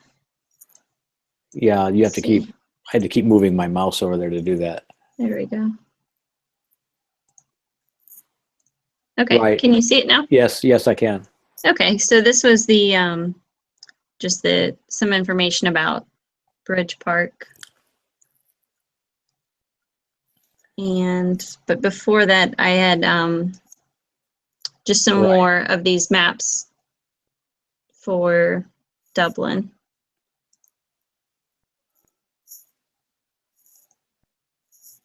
So I think we already saw this stuff. Yeah, yeah. Okay, so I saw all 9 plates then. Mhm. So that's what I would think about. I appreciate I appreciate this package of drawings tonight. I appreciate the clarity of them and the sort of jump in the deep end and get to know things from many different facets and aspects. So thank you for doing that. And I think if you start to like look at those other sort of lectures, I think you'll be very intrigued with the suggestions we've been making tonight. You might find that has, I mean, I'm just looking at all of Dublin. All of Dublin looks like a wonderful 1990 community, except this neighborhood at Bridge and High Street. Bridge and High look organic. They look European in scale. That could be a very interesting neighborhood to work in. There's also a lot of farmland in this neighborhood too, all around it. Mm-hmm. That's wild. It seems like on the north side of Columbus, you do, if you go a little further out, you do see a lot of farmland. Well, yeah, I mean, even out near the Olentangy and wow, yeah, cool stuff. Okay. Is Scioto Country Club in this community too? I am not sure. I can look that up. So Jack Nicklaus, the most important golfer of all time, Mm-hmm. is from Dublin. He was the architect, right, for Muirfield, the course that you talked about. Very nice. Okay, good. Anything else? I think that's all. Cool. Thanks. Thank Who's you. next? Okay, Brianna, you have the floor. Hello. Hi. How are you tonight? I'm doing pretty well. So my site is going to be in Flint. I work in downtown Flint and have come to see a lot of potential in the city, and some of my coworkers are already really involved. So it makes it easier to talk to them about ideas and bounce things off. Yeah, I like that idea. Did you know that Edmund Bacon was the planner in Flint back in the 1950s? Yeah, I've heard of his name before. So Edmund Bacon wrote my urban design textbook called Design of Cities, which is probably, right now, it's probably on Honorbond's or Constance's bookshelf today. And he actually lectured at Lawrence Tech. I actually had him as a professor back in the 1970s when he came through. So he was the planner for Philadelphia, but before that, he was the planner in your hometown. Mm-hmm. So I started off by, well, right away, as soon as we got the project and you said you can do it in your community, I right away was like, okay, Flint it is. And so going from there, I thought of a variety of different typologies of the people that I could serve with this housing. And I started off thinking about low-income housing, but not necessarily like middle-aged low-income, but like student low-income, because there's 3 campuses right near downtown. That's right. And also in downtown Flint right now, there are loft apartments above some of the shops. But I found that, well, one group of, it's like urban uptown development, they own all of these lofts, and they're all over 1,000 square feet for their apartments. And so they're all super expensive. And so that made me think of doing something right in the city that was not as expensive and not as large. Awesome. So, Are they off of Saginaw? yeah. Uh-huh. Saginaw and where? 3rd? I will show you. Court? I have a bunch of different things, and I'm not sure what order to put them in. Okay, well, keep leading the conversation. I pulled up Flint. I take students there. I take them to the Flint Art Museum, Oh, yeah. right? Which I think is off of, God, where, near the library, right? Yeah. The Flint Institute of Arts, It's right? on my Which site. is off of Kersley. Yep. That's where one of my sites is. So I picked out 4 sites. Let's see if I can get this to work. Flint has a lot of good information that's already been done about it. We just approved a master plan in 2015. So it has a lot of really good information. So these are the areas that I'm looking at. This is right downtown. So this is a super urban infill that I have noticed. Is that a vacant lot or an alley or? It's owned by the man who owns Corcon Saginaw, but it's not, he only used half of the lot, and I'm not 100% sure why that happened. But this is totally vacant as of now. That would be a great site. And so it's really long and narrow. And then there's another one that's really close to downtown here. This is the YWCA building, and it's going to be torn down, I think sometime this year. It's for sure being torn down, we just don't know when. And so this whole lot here is going to be made into most likely residential because of who owns the lot. So that's the one near the freeway? Yeah, the 475 is right here and 69. Gotcha. So it's right off, really close to downtown, only 2 blocks away. So I really like the idea of doing mixed use, as in shops on the bottom and residential. In the YMCA building? No, that building's going to be demolished, so I would utilize the site. And then There's not much around it though, is there? there's a little bit of housing over here. Let me go through the. So I'm looking at it on Google Earth. There's the credit union to the west, Jewish Community Services also to the west. There's a big parking lot with a house on the corner to the south. The freeway.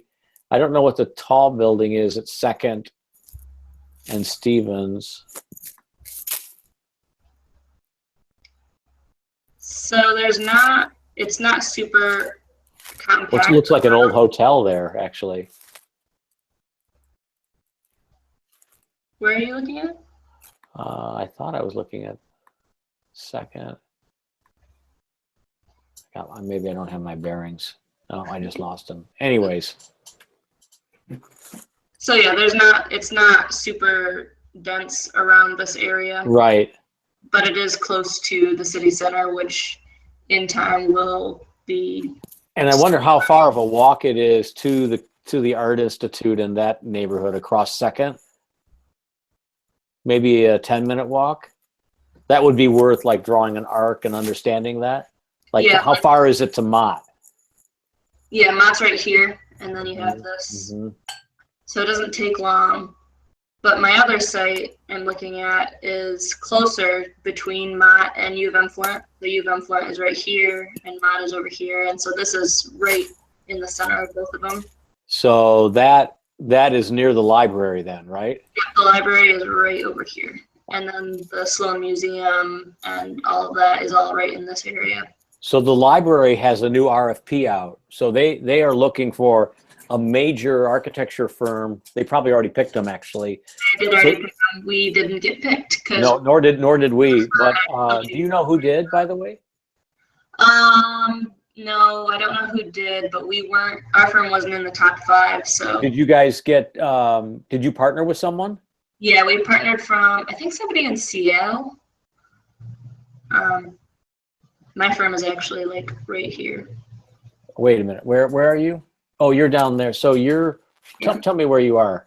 Court Street. You're on Court near Saginaw, or The first house after you get off 475. We're in an older home that was converted into offices. So I So walk you're at past Fort and Stevens? Court and well, closer to 475. Oh, so you're at Chavez, Yep. We're the first house. right next to the red roof house. Mm, Again, I'm looking at Google Earth, so I can't. So you guys are operating out of an old house. Yes. Well, how far is the walk from your office to the, I don't know, the Art Institute? 15 minutes?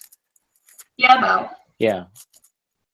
Yeah, we usually walk to like the farmers market over here for lunch. Gotcha. Yeah, for lunch. It doesn't take long. So yeah, I'm looking at this site because of its proximity between the two universities, and So are you looking at like Avon Road there? Where are you looking? yeah, Avon Road is right here, and Kersley. There, I know that site. yeah. What's the Flint Community Schools building like? I'm not really sure. I That's haven't on Kersley. been in this neighborhood too much, but It's a cultural neighborhood. Oh, wow, look at that. Look at the stuff on Kersley. But that site it's actually, we have a whole future zoning plan for Flint now, and the future zoning for this site is mixed residential. And it's actually 3 different lots all in one. And the Flint school takes up 2 of the lots. I see. And then,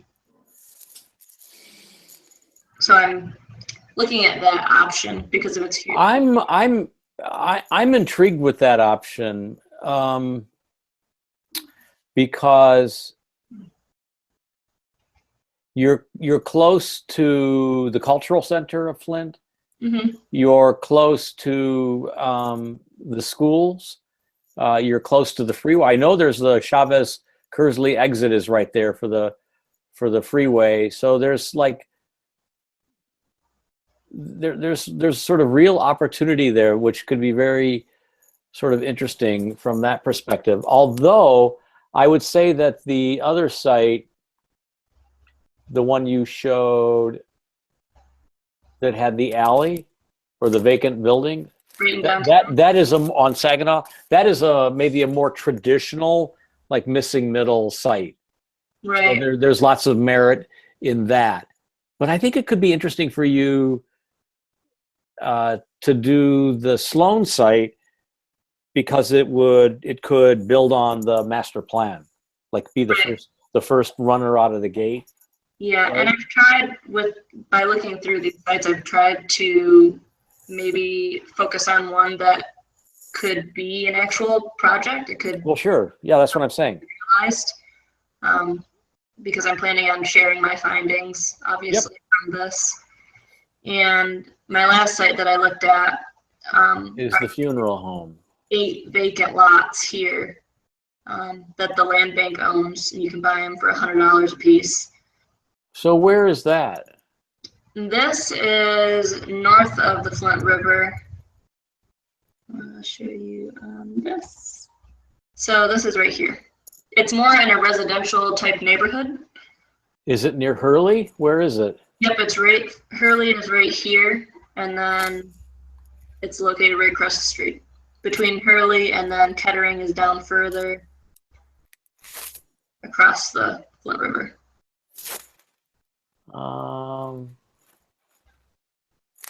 So like where? 5th Street, Hurley, Grand and Grand Traverse and 5th, or whereabouts? Mason Street between 6th and 7th. I'm there. Oh, here's the funeral home. Oh, that's an interesting site. Yeah, I have a map up too, if you can see that. Actually, my coworker has leased these lots from the land bank, and he mows them.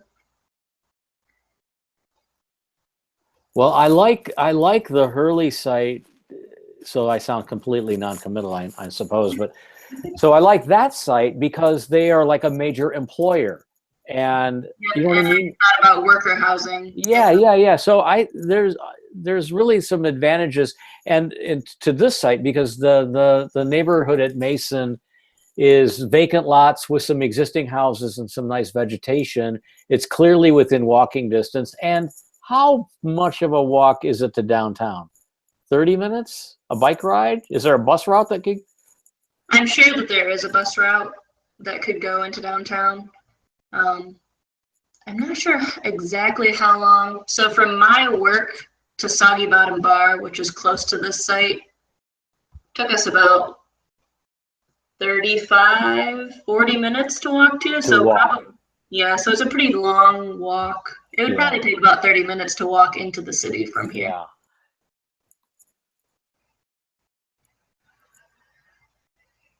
So this could be worker housing or student housing. Yeah, or both. Yeah. But is there a school near there that site would be serviced by? Like a college? Yeah.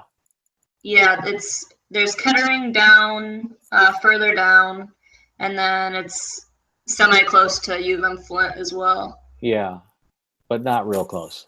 Yeah, it is closer to Hurley for sure.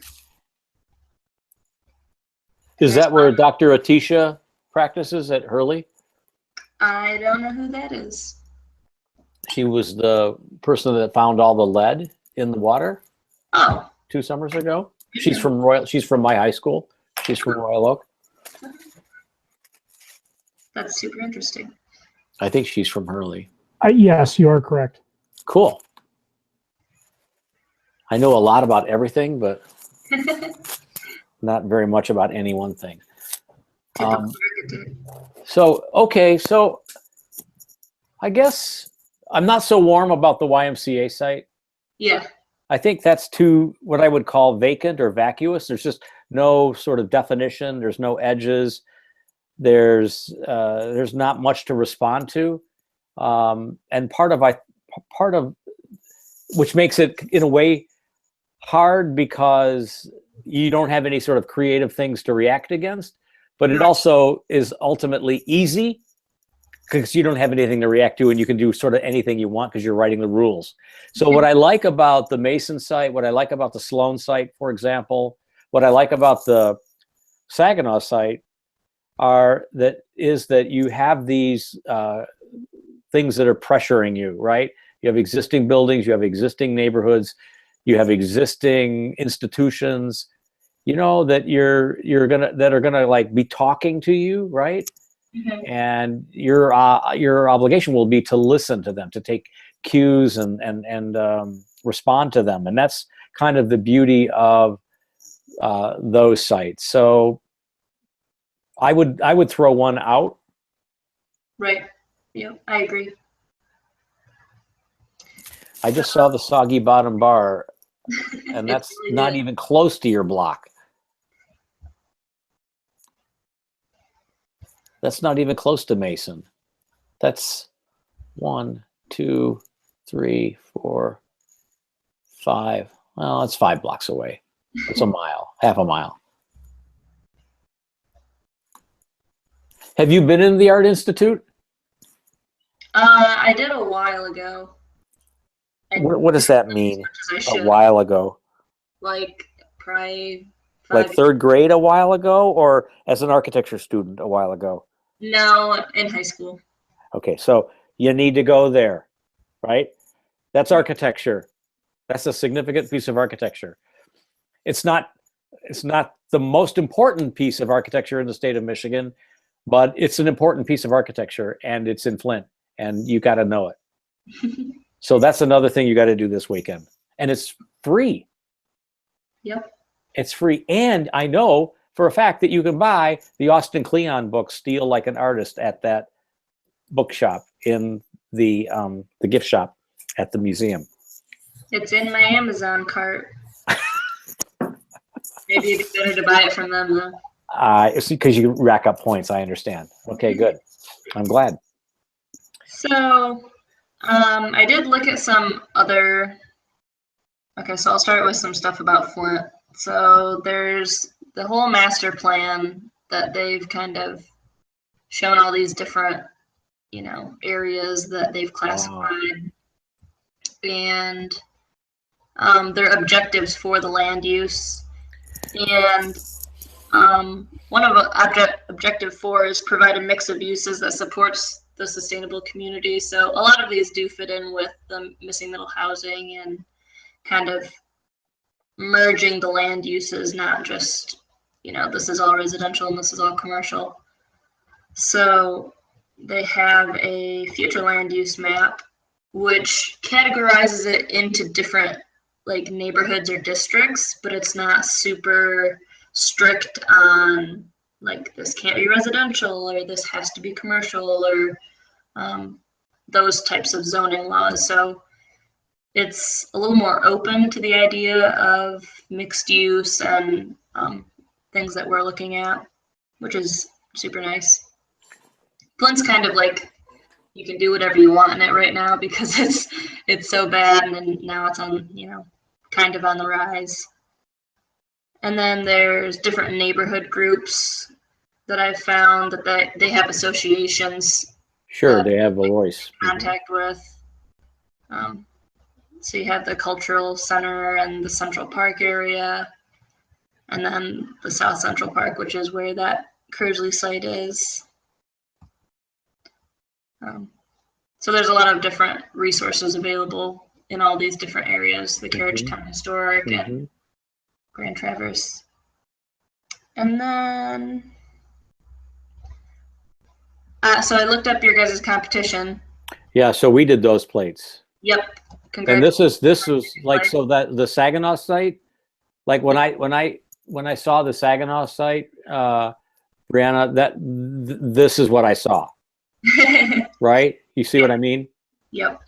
And I liked how you had like the studio apartments and, 1 bedroom or whatever. So there's a couple different, uses, a couple different groups of people that can utilize that, which reminded me of the student housing because students really only need a studio apartment that's pretty tiny, at least in my own experience. And there's also a lot of stuff about Michigan. So the Walk Up, Wake Up call, which I got from the Missing Middle Housing website, I think. Right. Talks a whole lot about Flint, talks about the walkability and all of these product findings that they cover. So these are plates right from like the new master plan and from this publication, aren't they? Yep. Yeah, these are nice. They're nice looking.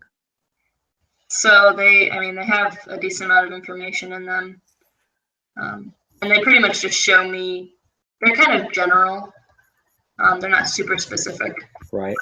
They are helpful at the information that they're getting across. Show me that Lansing picture for a second.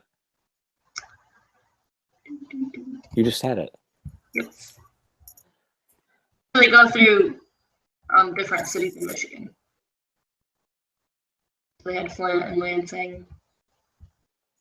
I see. So Can you send me the link on this Michigan site?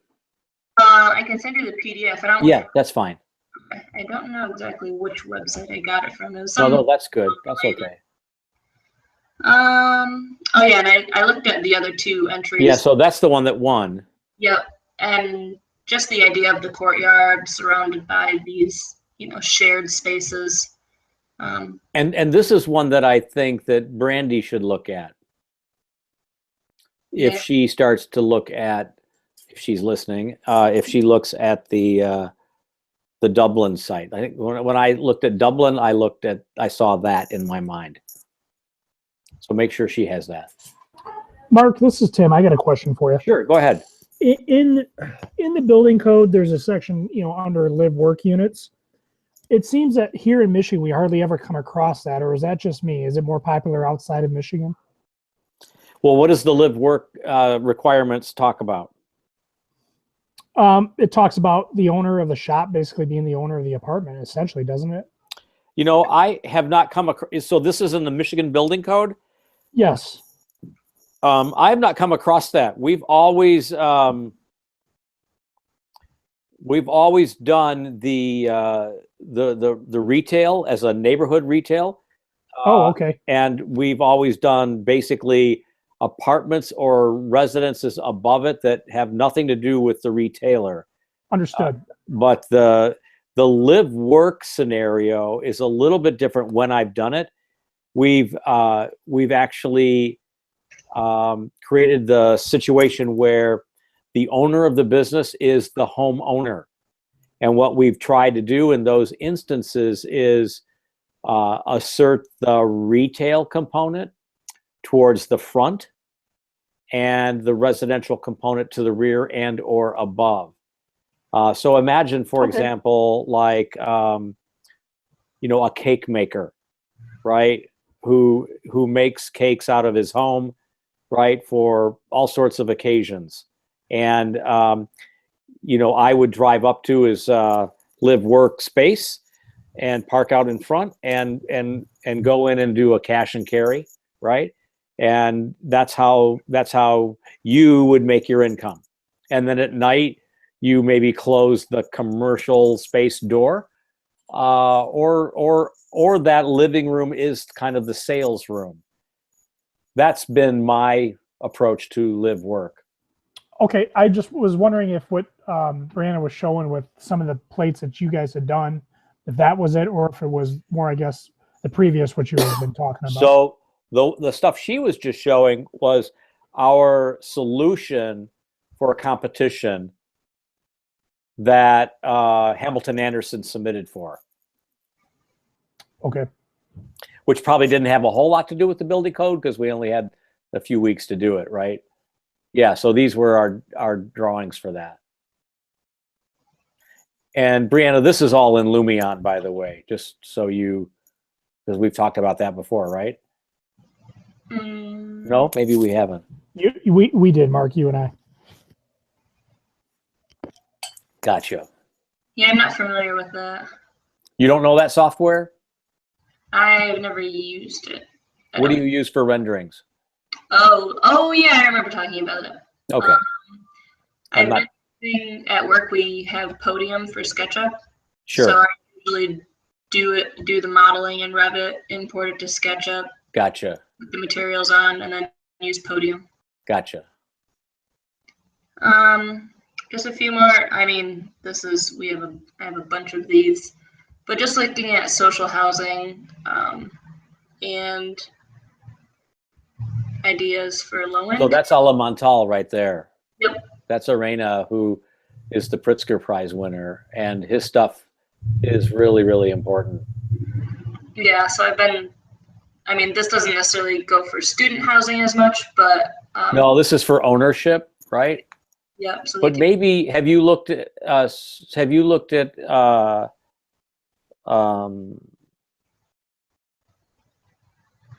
Koenig Eisenberg no. or ISA?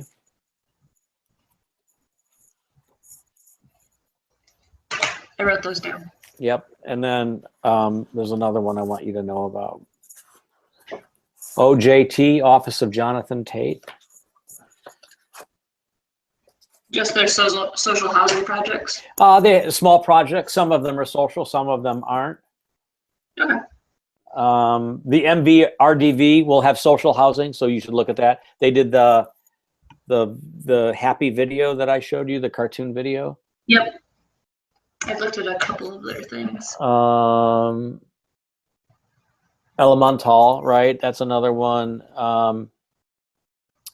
Eklekt, EKLEKT, Eklekt is another one to look at.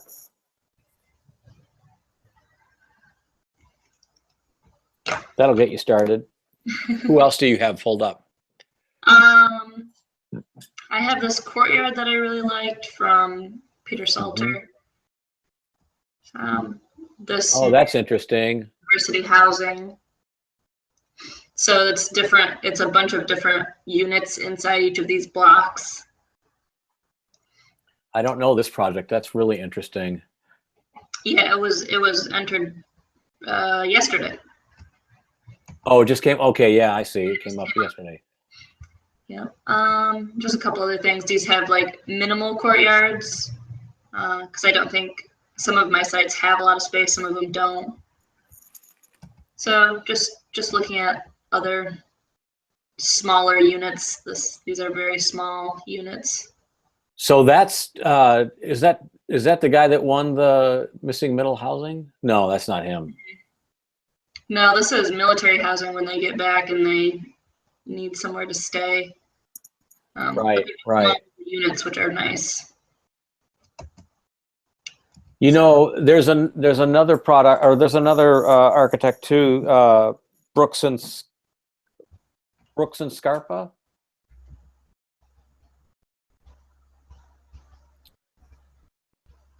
So that might be worth looking at as well. Okay. And then I did really like this project, which is kind of a take on, you know, your house in your little backyard, but it has multiple units. And Can you keep scrolling?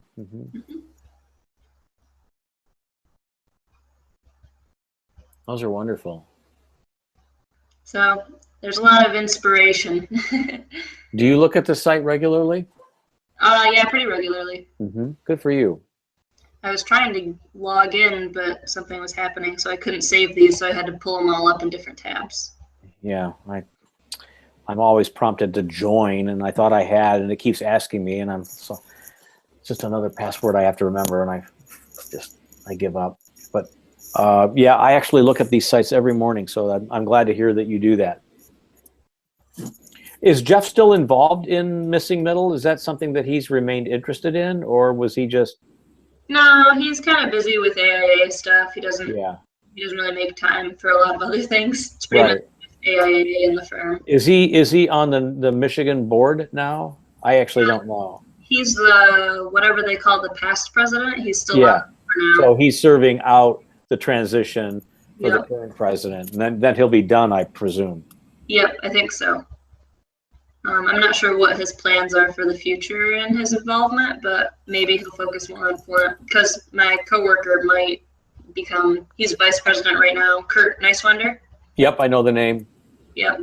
And so he might be president next year of Flint, and he's got a lot of ideas. So you're not in the Detroit chapter. You're in what chapter are you all in? Well, we're in the Flint, not a chapter anymore. The Flint section now, because that whole thing happened. I see. Yep. Right. Okay, I got it. So I'm not sure if we're under the Detroit chapter, but as a Flint section, I'm not sure what chapter we're actually under. How many other firms are up there? Is it like Wiggins, Ticknell, and you guys, and who else? So there's DeClemente Siegel. They have an office there? Yeah. Wow. Because they're here. They're in Berkeley. I think so. Yeah. So they have a satellite office there. That's interesting. I can't think of anything right now.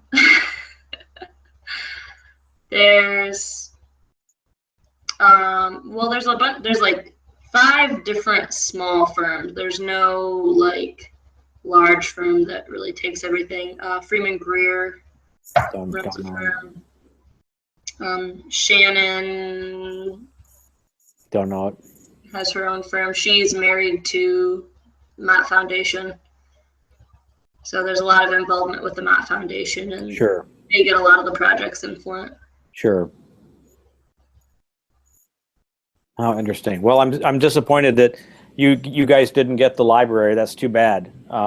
Try to find out for me who you guys partnered with. We went with 1600 Architect, which is a New York City firm that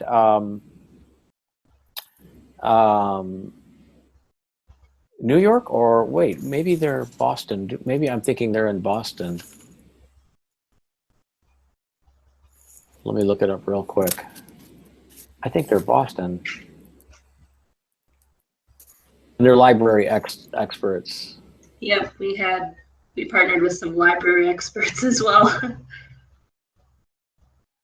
Well, not for some reason it's not coming up, so I don't know.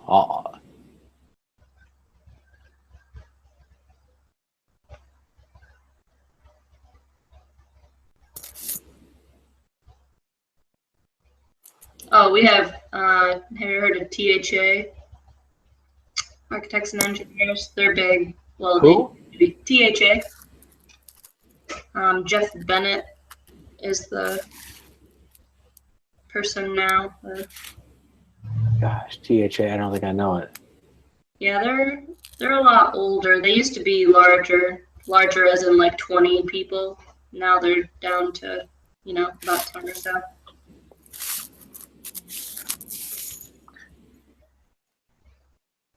$1,100 architect, not 1,600. I don't know why I jumped the number on that. So these guys, yeah, here they are.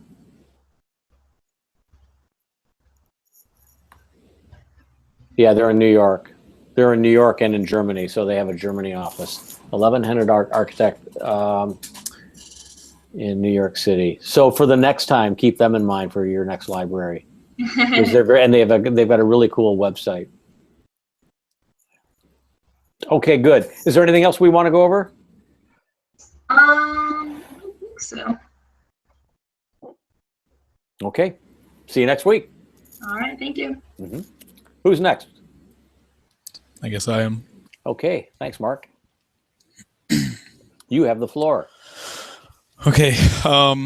So I guess starting this, I didn't really have a decision on what to, where to be. I was considering Ann Arbor, Sure. Farmington, Southfield, or Detroit. Not Farmington Hills, Farmington, like downtown. the small, yeah. Yeah, cool. I did a building there. Do you know that area very well? Yeah, I grew up around there, so.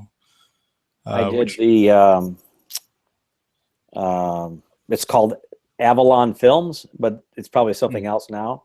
So it's in the.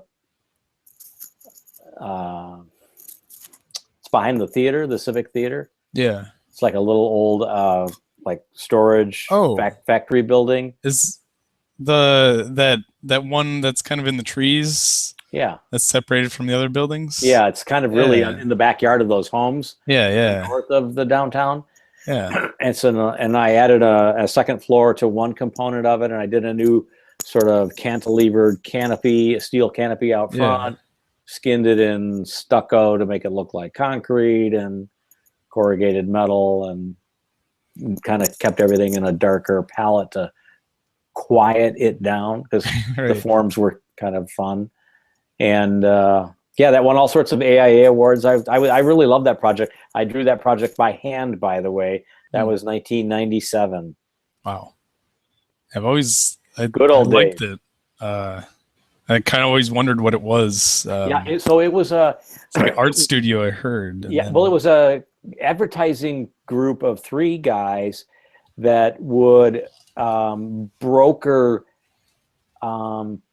production teams and directors with the advertising company. So if you wanted to do a Chevy commercial in the winter and you needed to go to Idaho, they would organize the team, they would help the production process, and then they take everybody to Idaho, right? They wouldn't film there in the studio in Farmington, but they would seal the deal, or they would explain the ideas in the studio locally.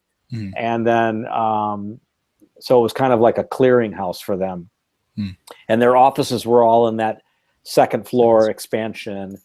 But that little block is kind of interesting, and there's actually a beautiful home on the other side of that building, a beautiful renovation of a home on the first block north of Grand River. But Grand River, that Grand River and Orchard Lake, that whole area is undergoing another master plan now. Yeah. So it could be very interesting to work there. So I'm, having done something there, I'm amenable to that. I'm agreeable to that site. So I guess that's not the one I looked at really. Cool. But it was something that when I considered kind of what it had and what the potential could be, it's kind of like it's got the historic districts. Right. It's very built in a way now. Yeah. Also, I understand. That's what I mean. It's got a lot of things that give it some credibility to build onto. But I guess in my mind also, I just have a sense of, I don't know how to put it. Like I would like to give people a quality housing without just like the without jacking up the price too much. And then also with that, it's just the fact that things these days are kind of built very expediently, I guess, or they were built previously and they didn't really think about longevity and, in a sense, sustainability. But really, I see it more as it's these people that are living here. They're the ones paying for the electricity and the heat and all that stuff. Right. And in a way, my concept of missing middle kind of, I see that as a missing element to a lot of the construction, especially with apartments or multifamily housing and stuff. But let's go. I mean, you've kind of hit the global problem of the fundamental problem of housing on the head, right? Mm-hmm. And whether it's in Farmington or Ann Arbor or Southfield, right? So that's very interesting. So I looked at Southfield. I thought it had some elements to it that it's not really like a bustling town, but it does have kind of an up and coming district. It's got LTU. It's got some decent schools and parks, and in general, it has a potential that I don't see with the future plans as being really realized. I see it going more into like the strip mall kind of. I guess I can get into it more, but Suburban. Yeah, Mm-hmm. yeah, and in my mind that I don't think that's what is really beneficial to a city, to kind of drive somewhere, park, go to your shops, Load up the car. exactly, and even with LTU, it's kind of a commuter campus, but Doesn't at the have same to be. time, there's a potential where if people could live nearby, I think they would, to go to school if it was affordable for the students, and even living on campus isn't really that affordable. So Mark, can you zoom in on that map at 10 yeah. mile, 10 and a half and Evergreen? Yeah. So the city asked our office to do an RFP for the piece of land across from City Hall. Yep. In other words, we and I think all of that stuff's public now, but I'm not positive. Anyways, directly across from City Hall is the vacant lot. There's a tiny little strip center, I think, with a Potbellies in it. Mm-hmm. And the city wants to sell that land. But to sell something, they have to do an RFP, right? Mm-hmm. So we built the RFP. Hmm. We created the kind of the platinum standard Okay. for what the city is expecting to see vis-a-vis, extension of streets to fulfill the street grid, Right.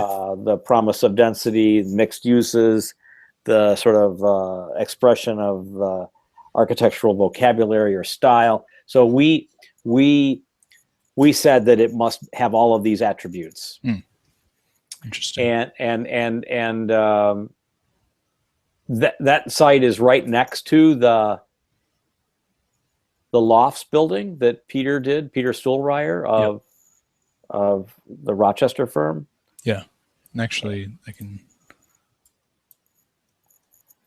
And, you know, then there's the whole, right. And then there's the whole sort of potential for all of that neighborhood, including the neighborhood in the Gold Tower district, Yep. to be a walkable community to the Civic Center, to the golf courses, to Lawrence Tech, Exactly. to that mixed, that new urbanist condo development there at St. James and Boardwalk, you know, all of that stuff. Right. You know, they're this close to making it like catch fire. Right. And, You know what I and mean? even like down here, Yeah, I was just thinking like, It's actually kind of like potentially almost there. yeah. And like, I went out to eat the other day at one of these places, and I was just thinking about this as like, why couldn't they have put some kind of, I don't know, livable space up here? You've got the offices, and that's Yep. a start, but then you've got like the smaller areas. Yep. You put like housing or units on top of that, and I mean, it's close enough to the campus where I think people would probably be Okay, willing to do take it. me to Yeah. take me to Dearborn, Michigan Avenue. Take me to West Village in Dearborn. Do you know that area? I'm not too familiar with it, but it is West Village. Okay, we're at There's Michigan and Michigan. Schaefer. What am I looking for? Well, so Yes. it's going to be west of the freeway. So it's going to be you're going to like look for the Einsteins in yeah. Nah, that didn't do it. Sorry. Well, it's south of all of that. Okay. So there's the look for like the Einsteins.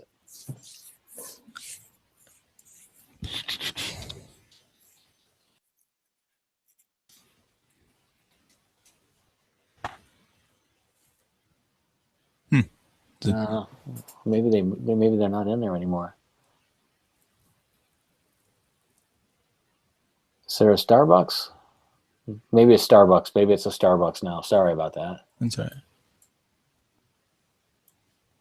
But it's basically where the 12 is. Yeah. Yeah, it's that one. Zoom in there. Oops. No, that's in the mall. On Michigan. On Michigan. Oh, okay. Sorry. There it is. Okay. Okay, that. Hmm. That's all one development. No, go back to the aerial. There. Yeah, that's zoom out a little bit. There, that's all one development. Right in there. The GameStop, BD's Mongolian Grill, Yeah. the housing on Mason, right back to the tracks. That's all Yep. one development. Now zoom in really close. Look at those pedestrian links. Look at the gaps between the backs of Right. the buildings and the residences. What this is just what you were lamenting in Southfield. Hmm. What this is maybe almost what Southfield could have been. Right. And this was done 20 years ago. Go to the street view.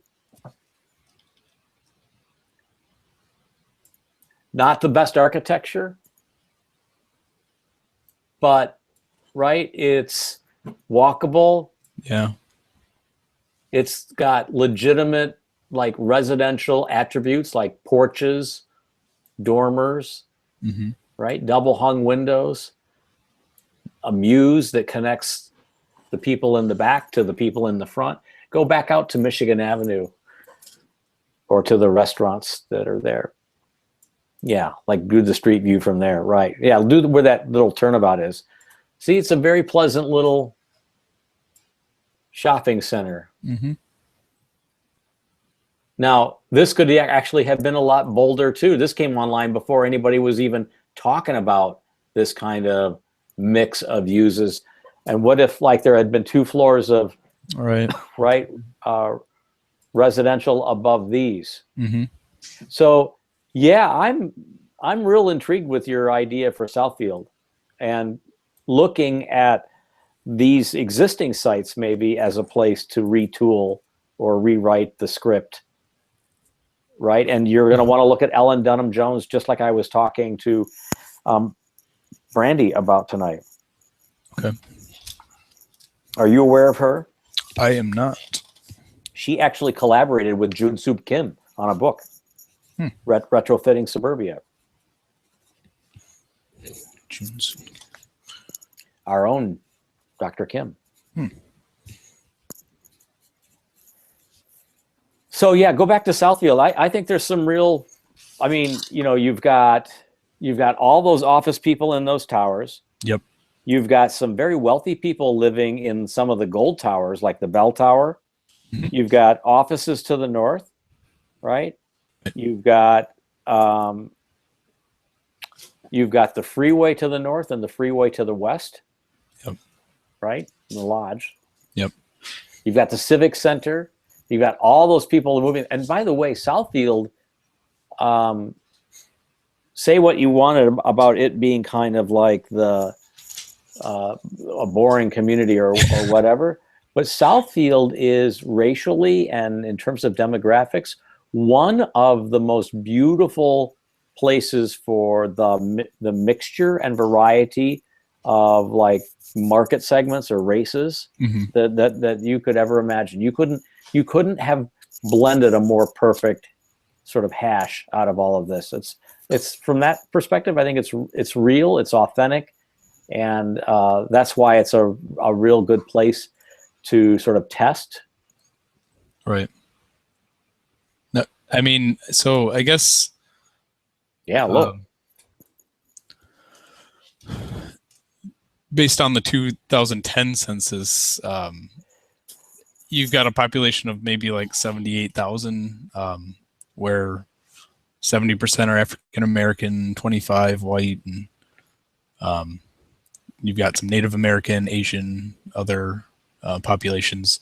But what I found kind of intriguing is the fact that it has a different population. More people come into the city during the day for work than actually live there. So, yeah, that's the issue with the city. Yeah, you get so that kind that of this blend. color chart flips. Yes. During like Monday through Friday, 8 to 5. right. So but those people are there to spend money. Exactly. And the city recognizes that, and the city wants better restaurants to serve their community and their business guests, because they know that they're a hop, skip, and a jump to the airport or to any other larger city north and south. Right. Southfield has not been able to capitalize on its location and its sort of potential, but they are realizing that right now.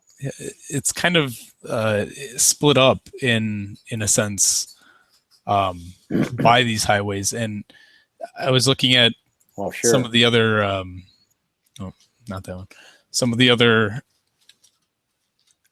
information, and just like looking at the density between the various sides of the highway kind of is an interesting point to me, in that a lot of the density is kind of concentrated in the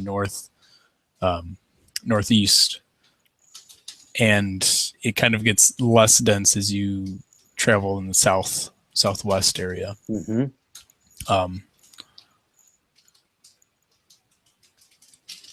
And in terms of like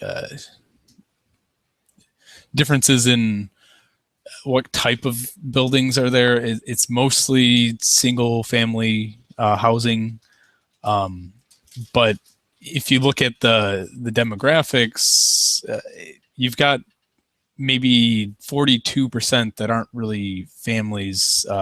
There's either single people living by themselves, or I guess people like over 65, retired Mhm.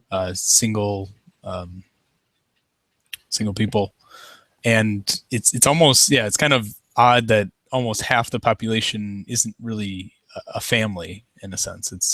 It's more, I guess, single people, maybe couples, but not married. Right. And even, I guess, being a school, I know that there's a lot of students that kind of live together. Well, sure, to make the monthly payment.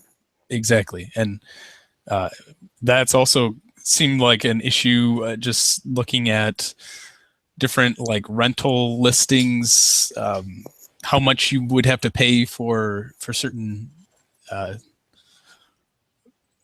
guess, certain apartments or houses. Renting is kind of huge in my mind. Yeah. For the cost of something like that, you could buy a house, get a mortgage on a house.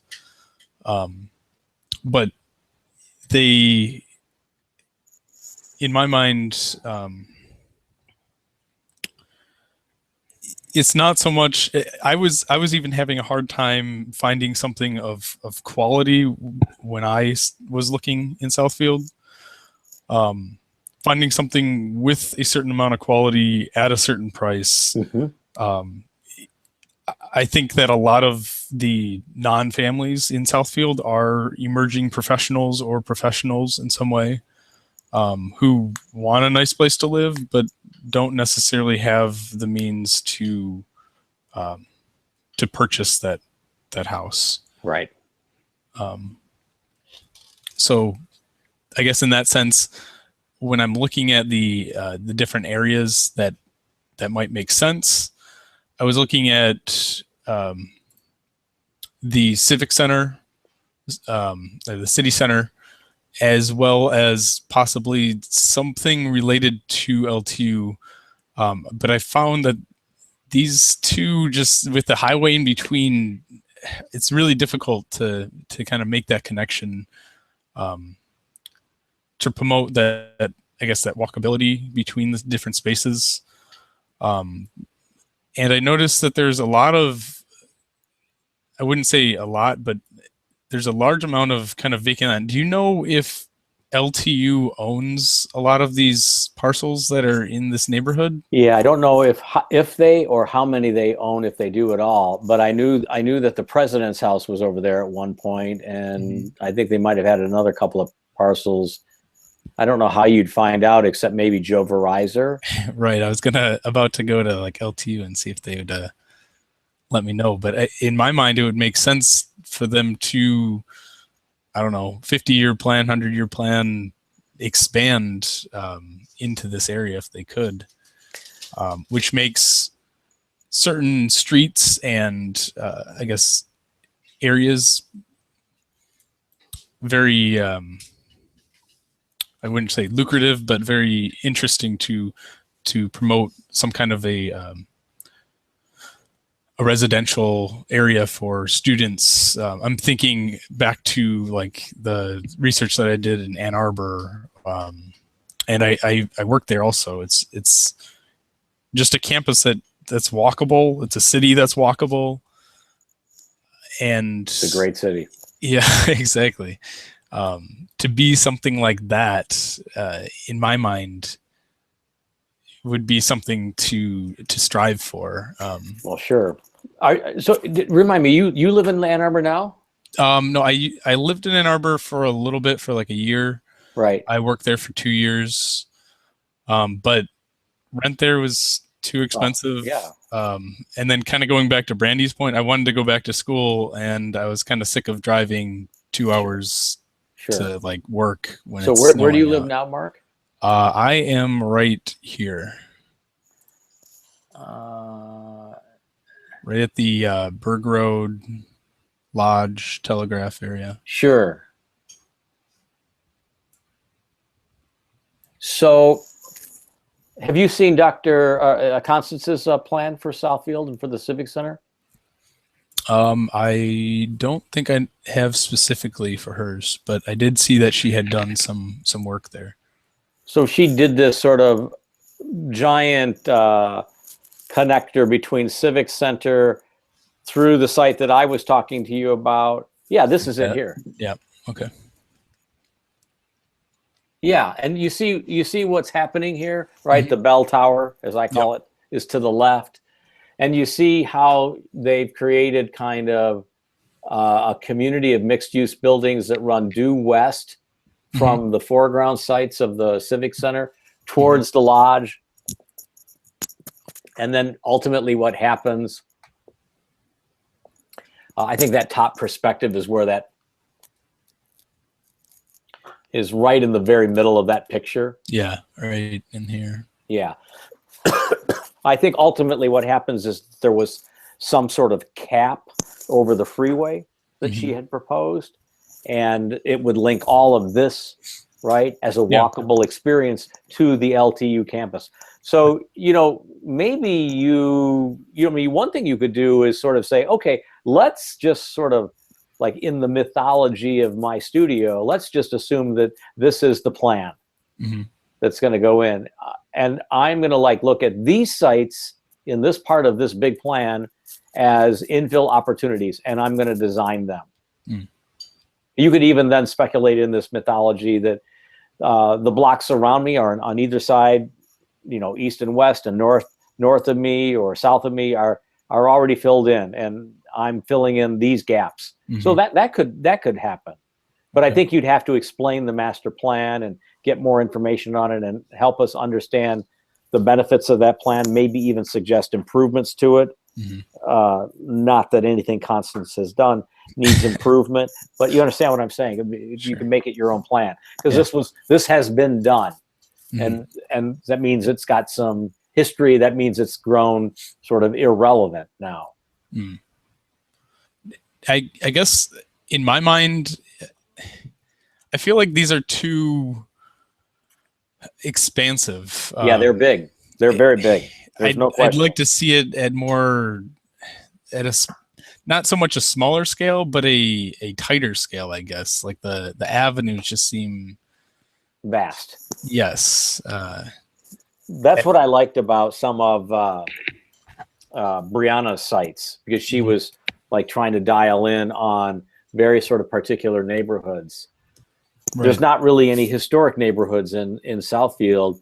But one thing that I like to always encourage clients and other students to think about is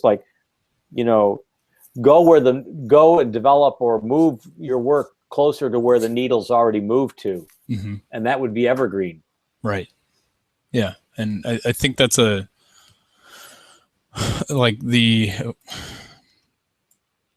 if you were to say, like on those buildings that you showed me, where that office building, what if you were to re-approach that site? Right. What if that was what you could say, okay, I'm kind of freezing time. This photograph of that building is the rendering that the architect has right now, but they've hired us to revisit the program for more density.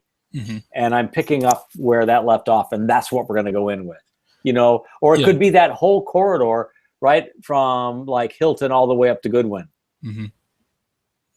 And that was kind of some of the questions I had too, is how expansive, I know you kind of left it open-ended, but how expansive of a project are you considering?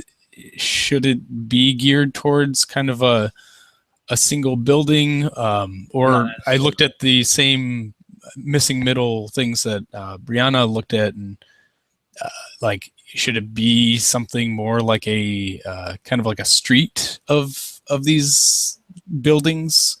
Well, I think that's what I'm saying. I mean, you could look at Evergreen from Fillmore down to Hilton, and go, because that lesson is a really good one. Like, how do you do buildings that fit the strip and yet are good neighbors to the grid? Right. That's a hard question. That's a really hard. And how do you make them, exactly one block deep, right? And how do you make them 3 houses from Evergreen work for parking and all of that stuff? This is a really And I mean, it's open to, you kind of said it's kind of open to whatever we choose, right? Yeah. So, Oh, yeah. I mean, I'm thinking Because you like, see what let's I do mean this- by that, and the reason I feel that way is, well, you're probably thinking, well, wait, why would anybody do anything there now? Because they're already like, C+ buildings, B- buildings, right? So No, why I'd would like to- I'd nobody like would to tear get- them down and do what I want to do? Yeah. So I'm giving up and I'm going to go to a vacant site. No, see, what I think is important about projects like this is that actually the buildings that are there as they are today have caused you to notice them. Mhm. So their own, like, oh, they were this close, but they fucked up. Right. They just missed it by this much. Mhm. Caused you to look at them and say, oh, if I had that chance, I would have looked at it from this perspective this way. So what I think is important is that you have the sort of permission to do that.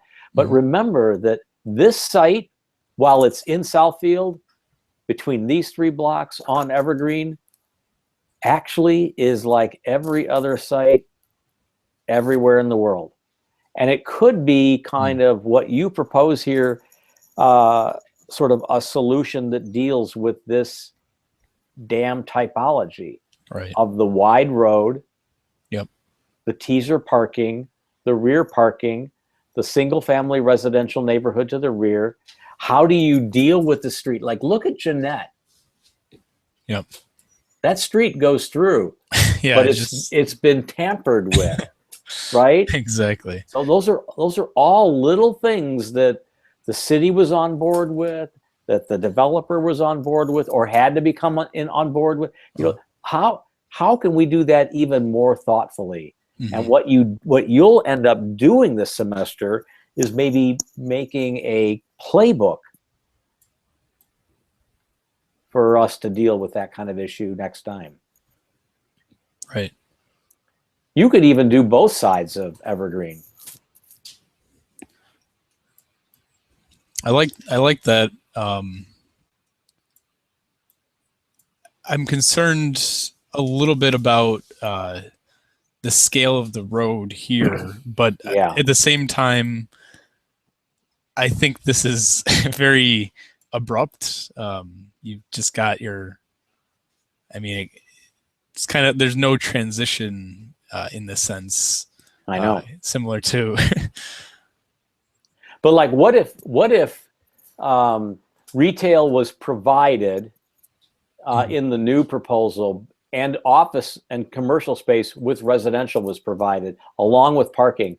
Right. I mean, that could be a much smaller footprint with a much higher density in a building that actually fits that neighborhood a lot more appropriately. Yeah, Mhm. I'm totally. I could be totally sold on that direction. Okay. So think about that. I like it. I just, in a sense, I don't know. I have a lot of ideas whenever I look at stuff. I this whole like complex of stuff that's just kind of suburban and Yeah. separated, and Yeah. there's nothing really around. It's just kind of you get your house and I guess some grass. But is there any? I'd consider something to do with this as well, but I assume you wouldn't want like demo or just say like redo some things or. Well, I have no problem assuming that some of the stuff that's in the site can be removed, except when the architecture is, well, certainly significant, or when architecture is, if it's a commodity, then I think it can come under the speculation of being removed. For instance, I don't believe that if you do anything in Detroit, we can afford to get rid of it. Right. There's just so many things that are missing in Detroit that I think as architects, we have the responsibility of preserving everything that's there, because we Right. were just so bad. We were so good at removing everything that it made us legendarily bad. Right. So I kind of have a different sort of Catholic perspective on that.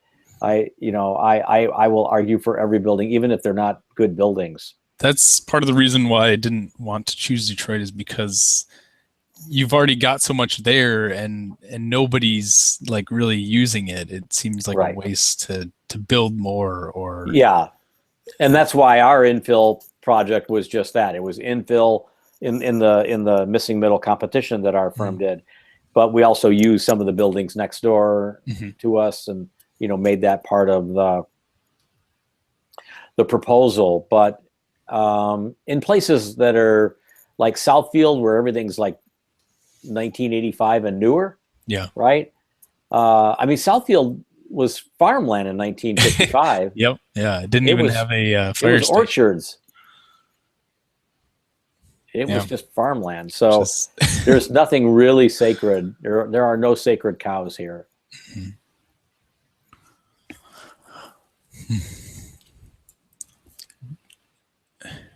okay.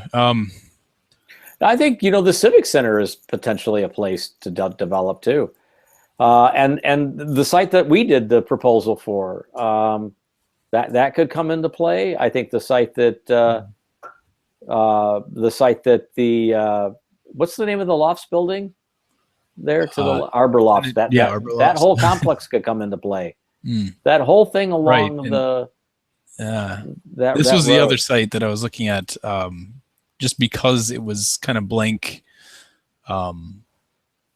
built within this, just asphalt everywhere, type thing. Well, But that was the very site. blank. So we So- looked at everything from the Chipotle Mhm. Mexican Grill down to Civic Center, Mm. from Evergreen to Central Park. That was our site. Okay.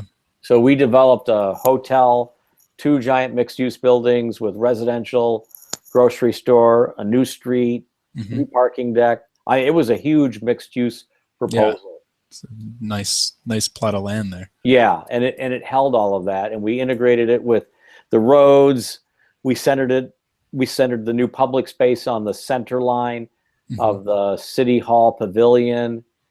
So everything kind of linked together and made a much larger piece, so that Evergreen becomes, in effect, kind of like the main street, Mhm. for this neighborhood. So yeah, I mean, actually, the building that is it not Davenport? What's the name of that? Phoenix? Is it Phoenix University? Where next to the TGI Fridays? Is that like the Specs Howard, or that's not here? Zoom in even more. It's near Potbellies and TGI Fridays. It's Phoenix. Phoenix. Okay. Like what happens if you build on those 2 parking lots, east and west? Right. If you do mixed use buildings there, and Mhm. you kind of assume that our development is going to kick in. Mhm. I could share with you our plans Hmm. for that, or you could ask Terry Croad for them. He's the planner, at the city. But like, Okay. so what would happen if Phoenix stays, but you build on one or both of those lots? Okay. Hmm. So yeah, I'm That's totally. interesting. Our plan contemplated the removal of that little The Potbelly Yeah. strip center. Gotcha. It's new and it's ridiculous that we did that, but that Terry wanted us to.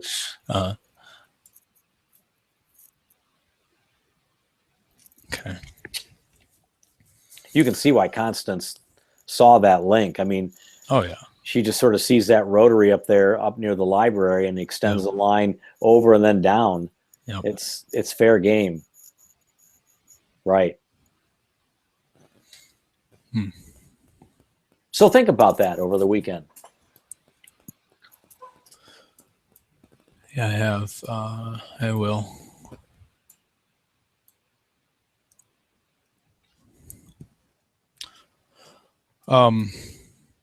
Yeah, I guess. Are you interested in a student housing agenda? Yeah, that's kind of where my mind was at. That, and kind of either young professionals somewhere along that 50% of unknown non-families, essentially. Because, like you said, if you're a family, you're probably going to want to live in a. You might want to go back to the suburbs, but the students here are here temporarily, maybe. Mm-hmm. They found a job here. Who knows where they'll be in 5 years? Mm-hmm. That type of optional housing.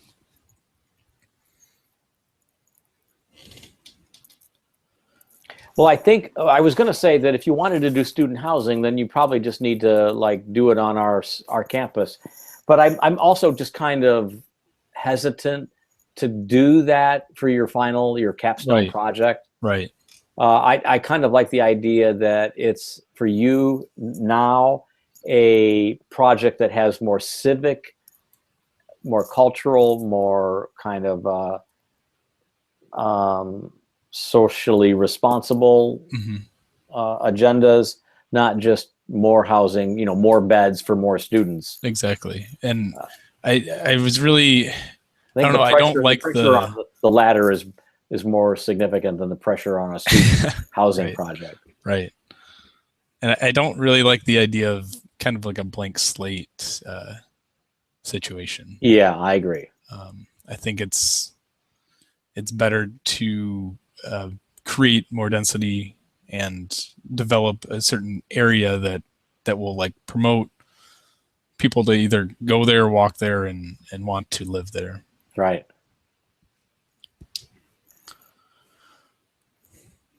So yeah, I like the sites down there at Jeanette. I mean, that could be, maybe you do the one with the Mongolian grill place or whatever, the Jimmy John's. Maybe you do that building. Mm-hmm.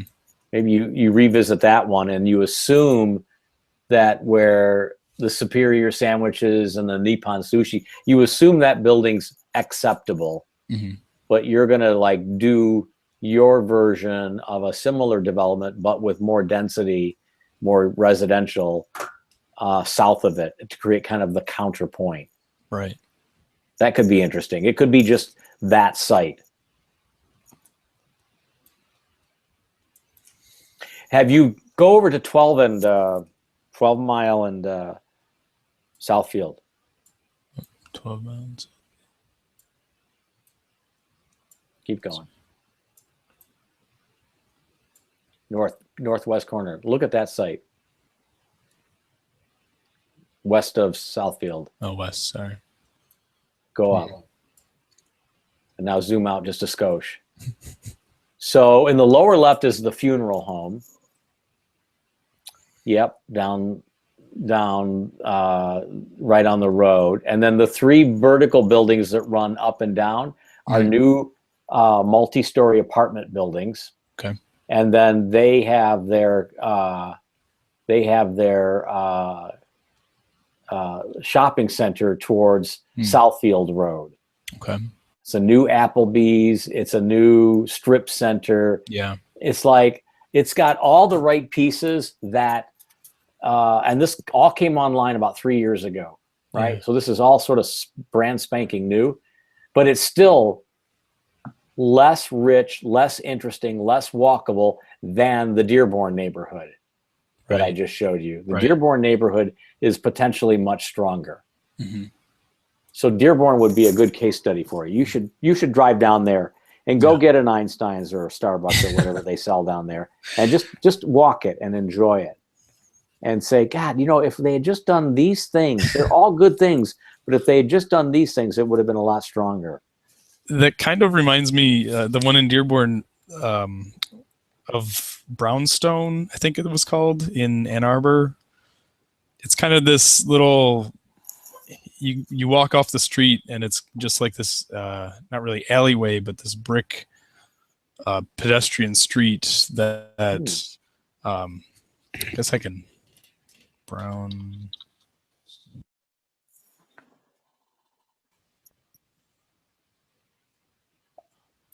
Yeah.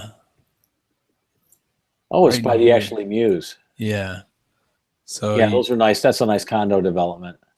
it's like it's just this nice little Yeah. street, very very skinny, but it's in a sense I don't know. It's not very busy there. It's very quiet, Right. but at But the it's same close to time, Main Street. Exactly. It's not too far off, but it gives that nice feel. This little like neighborhood, essentially. Yeah, I know that. So,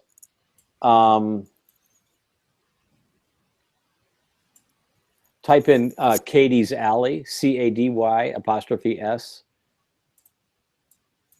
CADY. Uh-huh. There it is. And go to pictures. Like just click on some of those pictures up there. I'm lost. Sorry. There you go. Oh, that didn't do it. Sorry. Well, that's on the Yes. outside.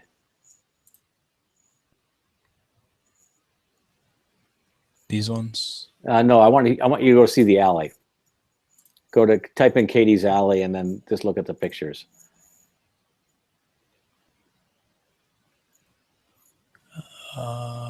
Sorry. Maybe I'm go back to Google and do that. Sorry. That's where it is. Okay. Oh wow, this is. Yeah, that's lovely. It's Washington. No, you need to go to like straight Google. Pretty cool.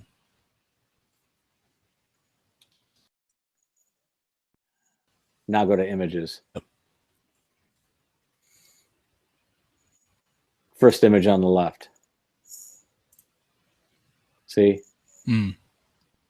Yeah. And just scroll through them. Go to the one on the far right on the first register up there. See what I mean? Yeah. So this is like the leftover space. Yeah.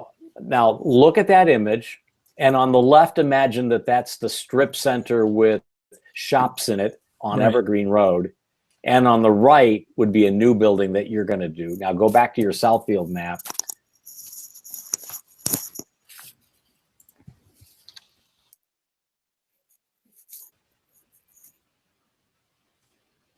Nope, not that. And what if you go down below 5,000 Town Center?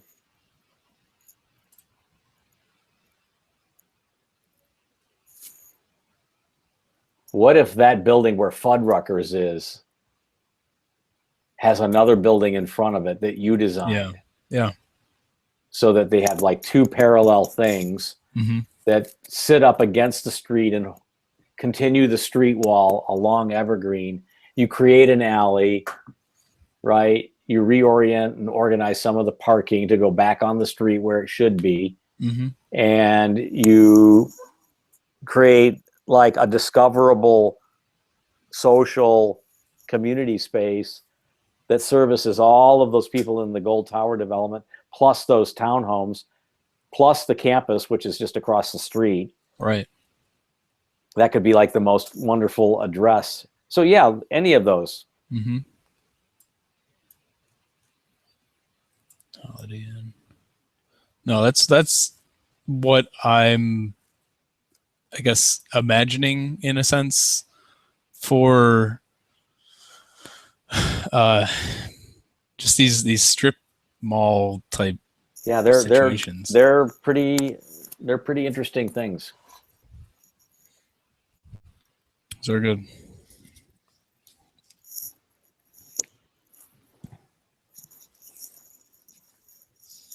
I did a little strip center on Greenfield at 9 Mile. It's not so little. You can go over there and I'll show it to you. The city wanted it. They were very sort of set upon a approach, a stylistic approach of something that was traditional. Mm-hmm.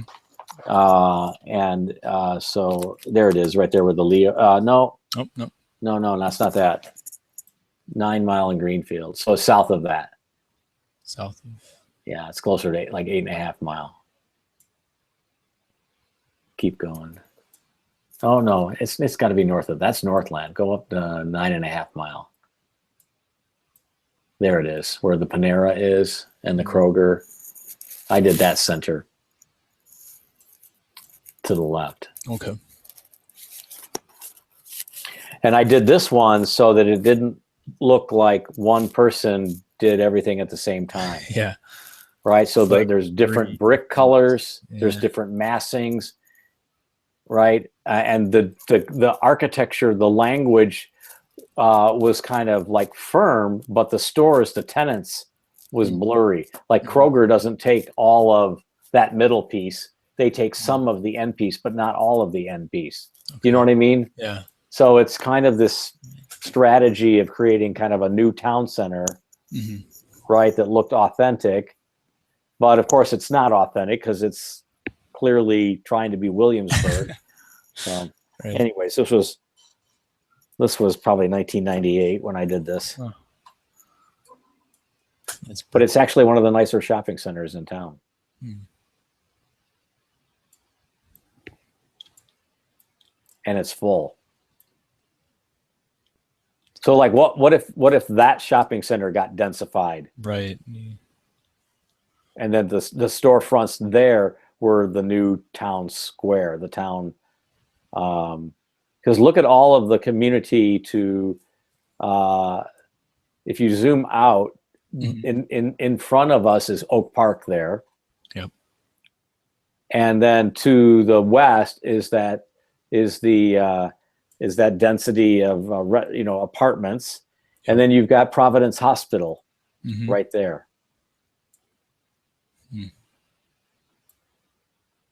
Right there, like 3 blocks away. Put there. So that's another opportunity, right, to sort of go counterpoint. Hmm. But doing something against or near something else is kind of an interesting thing. It creates that kind of sense of opposition. Yeah. And maybe it's too, I think it's just kind of commercially. I wonder if they would, just to maybe show you too.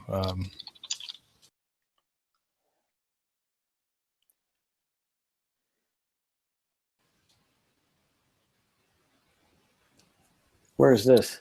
Chengdu, it's in China. Uh-huh. But they've Wow. got these, and it seemed like every city I went to had something similar to this, where you've got these pedestrian areas that act as like kind of like a mini city, but Right. it's really just a shopping center in Right. this sense. Some were more built into the city in that they actually had people who lived there and worked there, but others were kind of just built for shopping.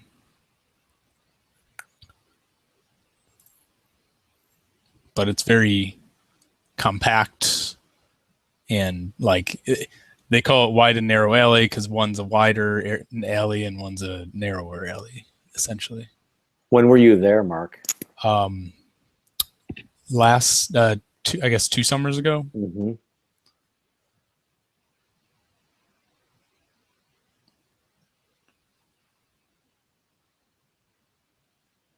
I feel like I know your family name, your last name. Do you? And yeah. How do I know him? Not my dad works for DTE, but that's about. Is he a project manager for DTE? He's like I wouldn't call it a project manager, but he's pretty old, so he's, I guess, up there. He's probably He's like a younger. systems. He's like a probably systems younger than control- me. What are you talking about? He's like a systems controller. Trotar.